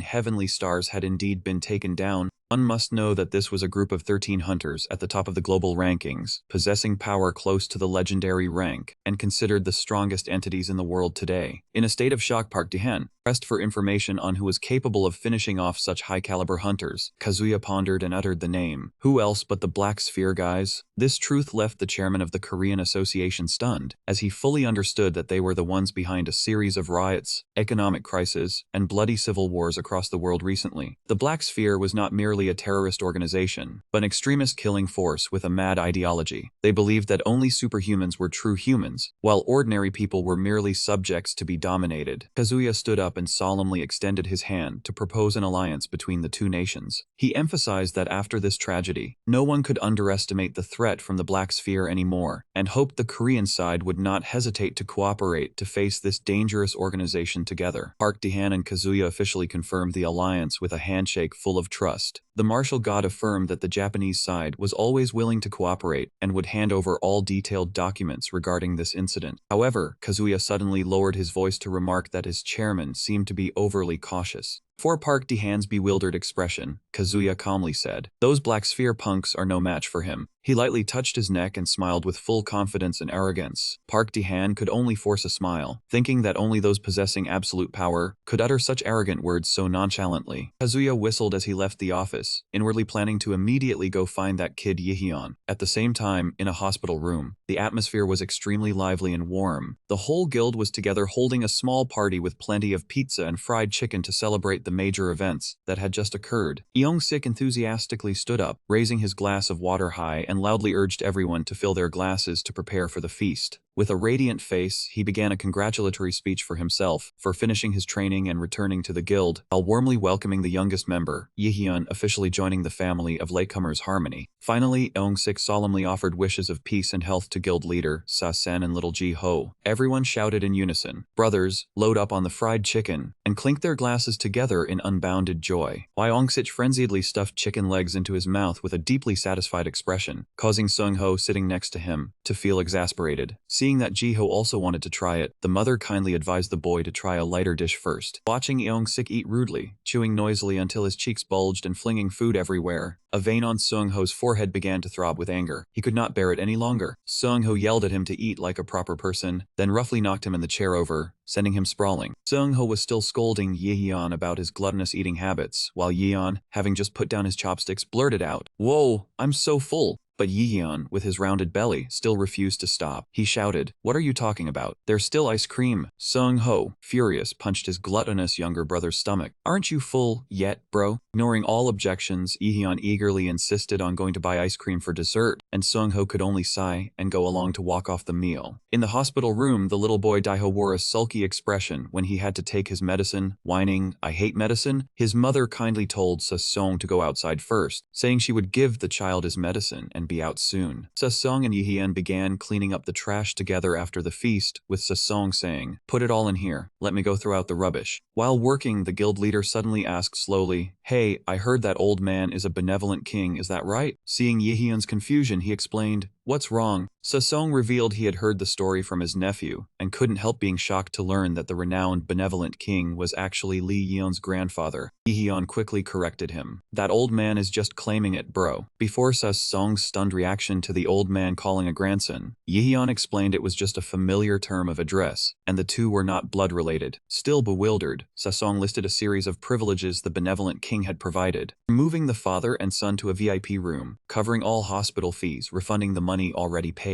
and even promising to gift them a house. Looking at the kind smile of the old man in his memory, Sesong felt like everything was a dream. Sesong looked at Yeon with sincerity. Youngest, no Yeon, you said the way to repay you is for everything to prosper and grow better, right? He raised his thumb with determination, declaring that right after Gio's surgery, the whole guild would start recruiting new members to rebuild their career most seriously. Let's start over seriously this time, Yeon also replied enthusiastically. Yes, I will give it my all too. Yeon smiled excitedly, already brainstorming new ideas for his manuscript in his head this time, recruiting new teammates. What story would unfold? While busy wiping stains off the floor, Yeon suddenly froze, sensing an unusual killing intent. His eyes turned sharp and cold, glowing with vigilance behind his glasses, without a moment's hesitation. Yeon turned to Ma Seokji and said, I have urgent business. I'll be right back, ignoring the guild leader's bewildered call after him. He dashed into the empty forest, stopped, and looked around with suspicion. Concealing his presence, huh? Yeon thought to himself, clearly he had felt that person's presence very distinctly just a moment ago. Suddenly an immense pressure surged from behind, forcing him to spin around and deliver a kick to neutralize the unexpected attack. The ground shattered under the tremendous pressure, creating deep, gaping cracks. Amidst the dust and smoke, a figure moved at an unbelievable speed, continuously unleashing vicious strikes aimed at Yeon. Yeon coldly shouted, open your hands, take your filthy hand off me. His opponent slightly curled his lips, sneering, your skills are still the same, huh? I thought they'd all rusted away by now. That man was the martial god Seto Kazuya. He looked at Yeon with a proud smile and asked, how have you been? Under the quiet crescent moon, Kazuya and Yeon sat side by side on a fallen tree trunk, the atmosphere suddenly growing heavy. Kazuya softly broke the silence. So, to write a realistic novel, you came back down here to research material? Yeon frankly admitted. That's right, the world's #1 becomes a newbie soldier because of a deadline. Seeing his friend's indifferent attitude, Kazuya sighed. Really, how many times do I have to say it? The hero of humanity suddenly disappears and then returns. How could I not care? Kazuya rested his chin on his hand, looking at Yeon, a hint of thought on his face, then confessed, to be honest, I'm quite surprised. The martial god honestly shared that he once thought Yeon would give up quickly, because back then the guy only ever complained all day. In Kazuya's memories, Yeon always appeared with a troubled expression, lacking motivation and always full of laziness.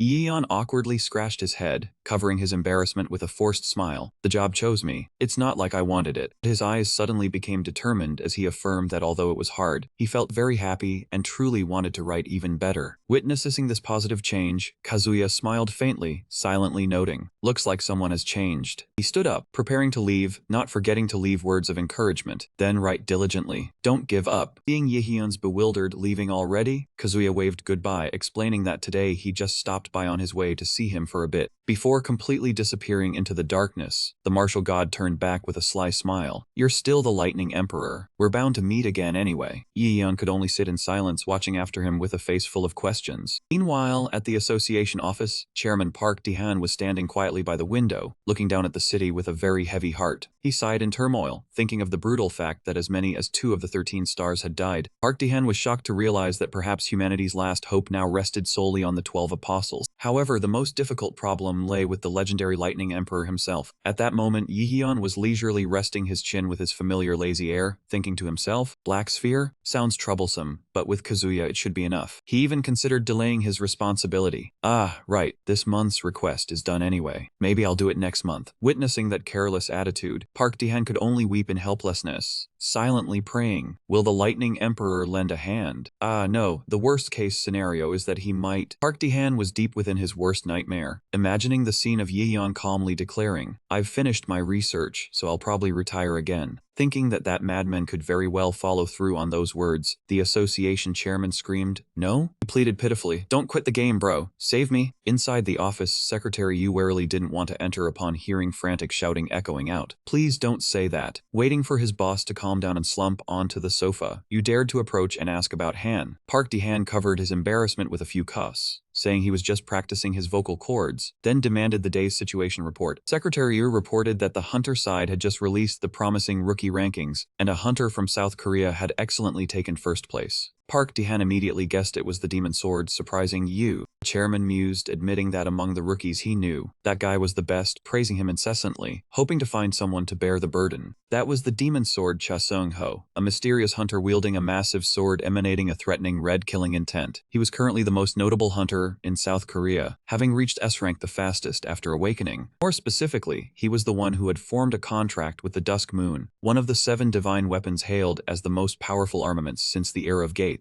Park Dae-han silently calculated, in history, only 2 people had ever contracted with the Dusk Moon and reached the legendary rank. Thinking of the future where the demon sword would rank up, Park Dae-han couldn't suppress a calculating smile, believing that then South Korea would possess 2 legendary hunters and rise to become #1 in the world. Park Dae-han laughed maniacally on the sofa, fantasizing about the day he would become the top association chairman, making the Indian president tremble in fear. He happily realized that from now on, he would no longer have to depend on or indulge the Lightning Emperor's unpredictable temper even for a second. That bastard spends all day wanting to retire. I'm finally out of debt. Park Dae-han was laughing triumphantly, smugly thinking he would no longer have to pander to the Lightning Emperor's erratic moods. Then Yehyun had somehow appeared behind him out of nowhere. He rested his chin on his hand, grinned a sinister smile, and said, "Go ahead, keep talking. I'm listening." Park Dae-han was so terrified his face drained of all color, quickly changing his tone and stammering to cover up. "That's not what I meant. I'm just getting senile from old age." He really did turn around faster than an ex flipping the script. Seeing Yehyun just sigh and say, "I understand," he finally dared to breathe a sigh of relief. Right at that moment, in the main hall of the association building, a mysterious figure in a black cloak was quietly entering.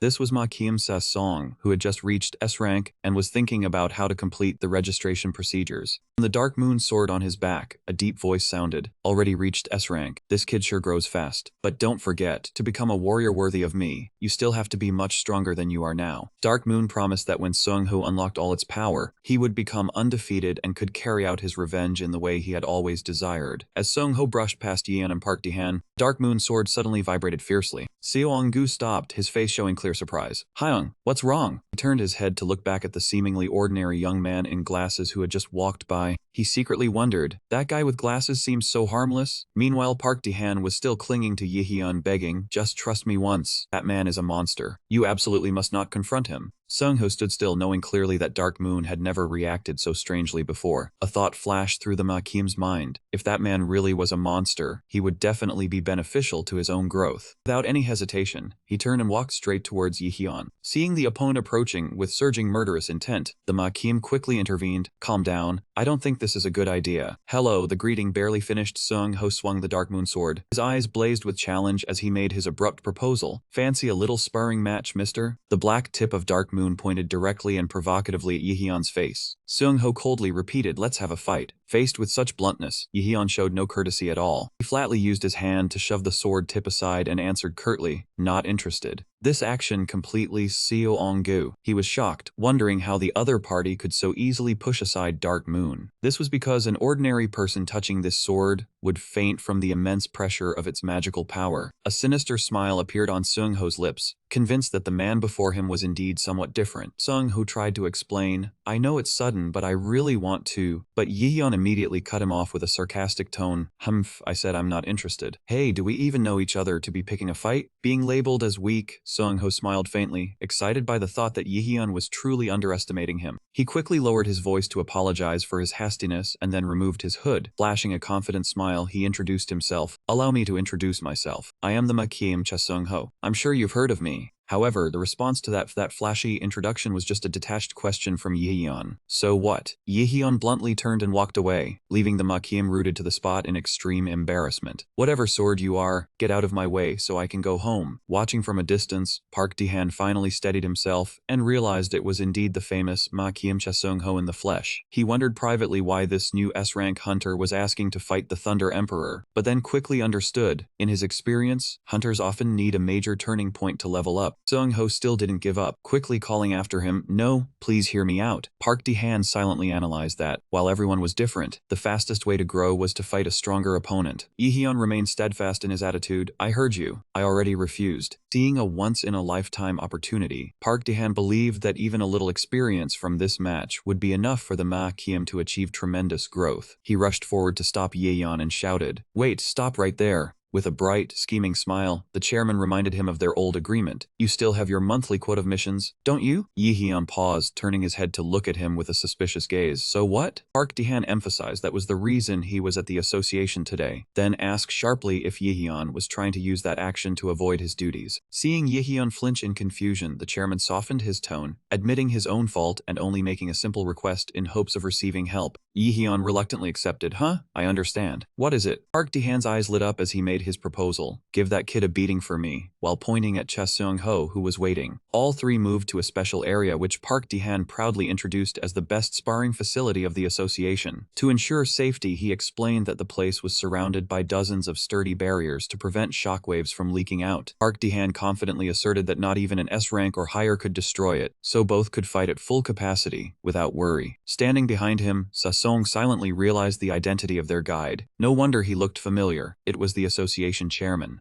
Seoanggu couldn't help but wonder why a big shot like Park Dehan had to grovel and flatter Yihyun. Watching the chairman frantically beg, "You don't want to? Just this once," was so hilarious. Seoanggu's suspicion grew deeper about the true identity of the man opposite him. When everything was ready, Park Dehan ordered both of them to get into position to prepare to start. Seung-ho hesitantly stepped into the center of the arena, with the demon sword in his hand, quietly thinking that the truth would soon be revealed. The two opponents stood opposite each other under the supervision of the association chairman. The air became thick with killing intent as Park Dehan shouted, "All right, get ready." The moment the shout rang out, Seung-ho shot forward like an arrow. He swung the Dark Moon sword, creating a powerful sword arc aimed directly at Yihyun, who remained motionless. In his heart, the arrogant Ma Kiem thought that this kind of ordinary person was only fit to be his practice dummy. However, the moment he closed in to land the decisive blow, Seung-ho swung Dark Moon with all his might, confident it would hit, but Yihyun dodged it with effortless ease. The Ma Kiem couldn't help but be astonished as he saw his opponent so easily neutralize his attack. Realizing the man before him was no simpleton, he decided to demand the Blue Demon Sword pour out all its power from the start. A stream of red spiritual energy began to erupt from the sword. The synchronization process between the hunter and the divine weapon officially began. The synchronization rate climbed from 12% to 34%, and then up to 47%, causing Seung-ho's speed and power to skyrocket. Streaks of pitch-black sword arcs continuously swept over, but Yihyun calmly twisted and dodged through the narrowest gaps. Yihyun quietly remarked that his opponent was a little faster now. The synchronization rate continued to hit the mark of 54%. It transformed Seung-ho into a red phantom, furiously launching attacks. His sword swings were so powerful that the surrounding space seemed on the verge of breaking.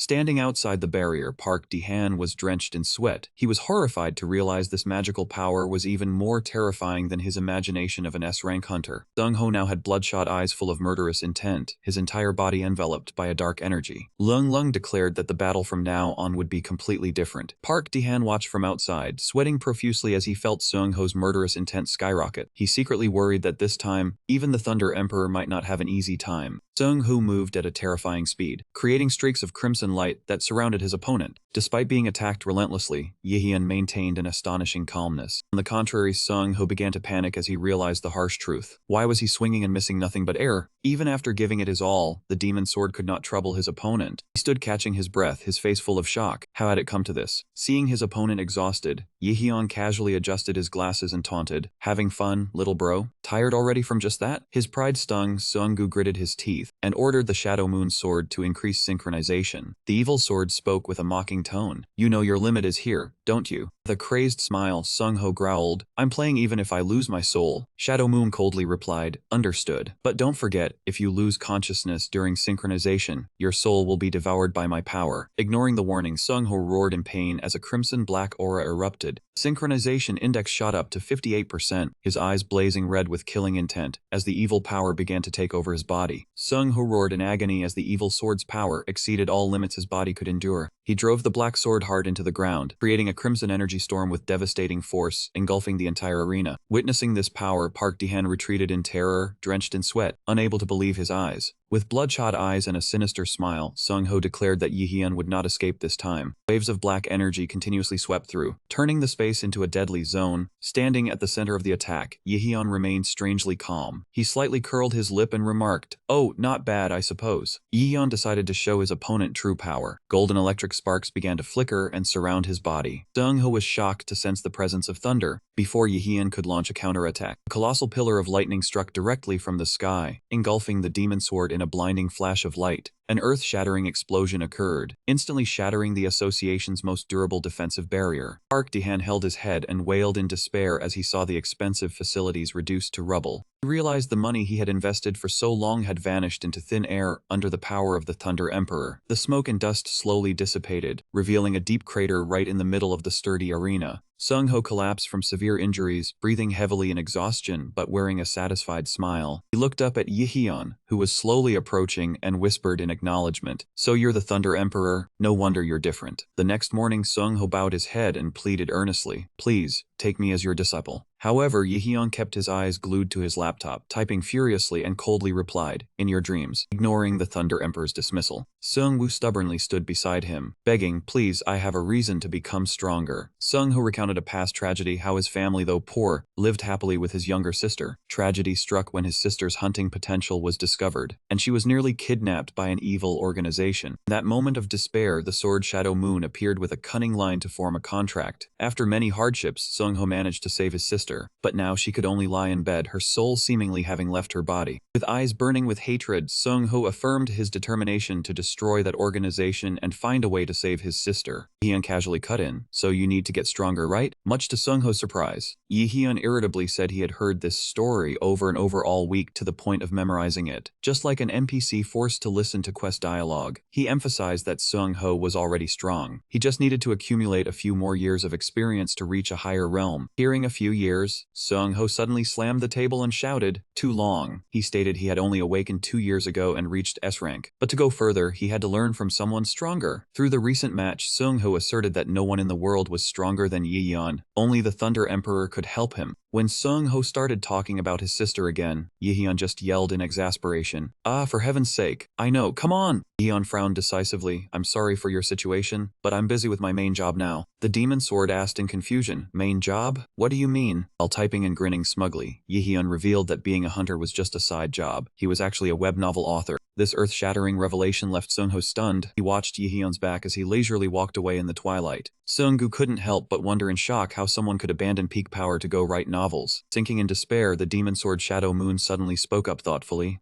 I see." Before his master could question it, Shadow Moon concluded that Yi-hyun was like someone participating in a lonely race. He alone moved forward with no opponent able to catch up, nor was there anyone strong enough to follow him. Dark Moon analyzed the emptiness one felt when constantly running down that path, only to one day turn around and find no one by their side. It wondered if that was the price of solitude for the strongest. According to the sword's experience, there had been those who were too outstanding, and gradually lost their own purpose in life. Seeing Yi-hyun strolling ahead, Seung-ho suddenly called him back. Yi-hyun realized he had been followed all the way to his doorstep, turned to look at the demon sword, and asked, "You followed me all the way home?" Seeing Seung-ho still standing there dumbfounded, Yi-hyun pointed at the convenience store ahead and said that was his home. Seung-ho scratched his head awkwardly and denied it. "No, I'm not that shameless." However, the loud growl of his hungry stomach at that moment betrayed him. Yi-hyun understood the problem and clicked his tongue, suggesting, "Hungry? Come in for a meal before heading home." A lavish dinner table full of traditional dishes moved Seung-ho. "Thank you for the meal. This spread could make broke college students cry at the end of the month." Just as he sat down, Yi-hyun looked around and immediately asked about Sister Giselle. Taejijun calmly replied she had gone to work overtime. Yi-hyun breathed a sigh of relief. Good, he almost saw something he shouldn't have. Yi-hyun's mother stepped out of the kitchen and scolded, "Yi-hyun, why do you call your sister Tinker Bell? Stop it." Yi-hyun stubbornly argued that his sister really was Tinker Bell. His father could only laugh it off. Yi-hyun got a painful smack from his mother for talking back and yelped. Seung-ho sat at the dinner table, feeling guilty, thinking he was too shameless for following someone all the way here to freeload. Seeing the young guest was shy, Yi-hyun's father kindly told him to make himself at home and eat freely. Seung-ho politely replied, "Yes, thank you, uncle." Curiously asked more about their relationship, since it was the first time he saw Yi-hyun bring a friend home. Yi-hyun immediately corrected him. "We're not friends, we just happened to get acquainted." Taejijun silently marveled at his brother's arrogance, introducing an S-rank hunter like the demon sword as just an acquaintance. Seeing Yi-hyun ask his younger brother if he knew that guy, Taejijun confirmed that Seung-ho had been making waves lately, so everyone knew him. Yi-hyun's mother gently picked up a fried egg and placed it on Seung-ho's bowl of rice. The young man awkwardly thanked her and she smiled warmly. She said that a friend of Yi-hyun was like her own son, so from now on, if he was hungry, he should come here to eat often.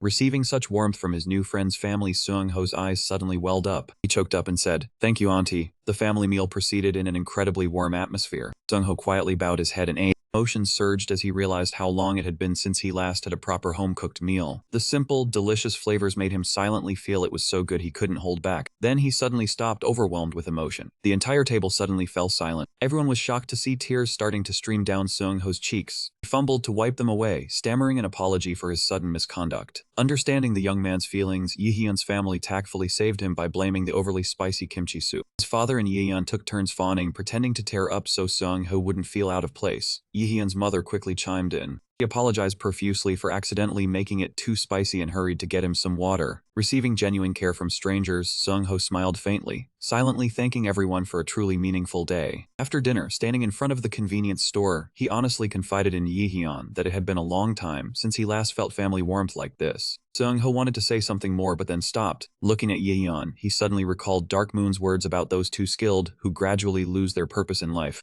Seung-ho realized he had been too selfish by constantly clinging to and bothering Yi-hyun. He decided to give up the idea of becoming a disciple, said his goodbyes, and left. He watched the demon sword's retreating figure, briefly wondering if he was being too harsh, but brushed it aside when he received a call from a friend. At that moment, Yi-hyun discussed over the phone about recruiting new members for the guild. Hearing the words recruiting members, Seung-ho suddenly stopped. Hearing Yi-hyun enthusiastically talk about a new beginning for all things harmony, Seung-ho tightly pursed his lips, telling himself that if he gave up now, it would truly be too soon. The official guild entrance interview day began, but the atmosphere at the All Things Harmony office was becoming incredibly strange. Seung-ho and Ma Seokji sat on the sofa holding a stack of files, their faces full of anticipation as the first candidate walked in. A middle-aged man in a garish gold vest and sunglasses declared clearly, "Hello, I am the man faster than light, the lightning bolt. Fuel prices must be too high for a naval admiral to jump ship." Faced with such excessive confidence, Seung-ho just forced a smile and replied, "Faster than light, huh?" Confident. Receiving the compliment, that guy immediately bowed and thanked him endlessly. Looking at the resume, Ma Seokji froze for a few seconds. Stats: 41 years old, F rank, 100-meter dash in 23 seconds. Notable experience included participating in an elementary school track meet and working as an apartment security guard for 3 years. The guild leader sighed in exasperation and coldly announced elimination. Ma Seokji read the file as the light of life in his eyes gradually dimmed. Next was a bizarre swordsman youth, embracing his left arm emitting a purple-black aura while laughing sinisterly. "I am currently sealing the black flame dragon. Just unseal it, and it's red flame something or other." Ma Seokji stared at his head, which was smoking, and bluntly remarked,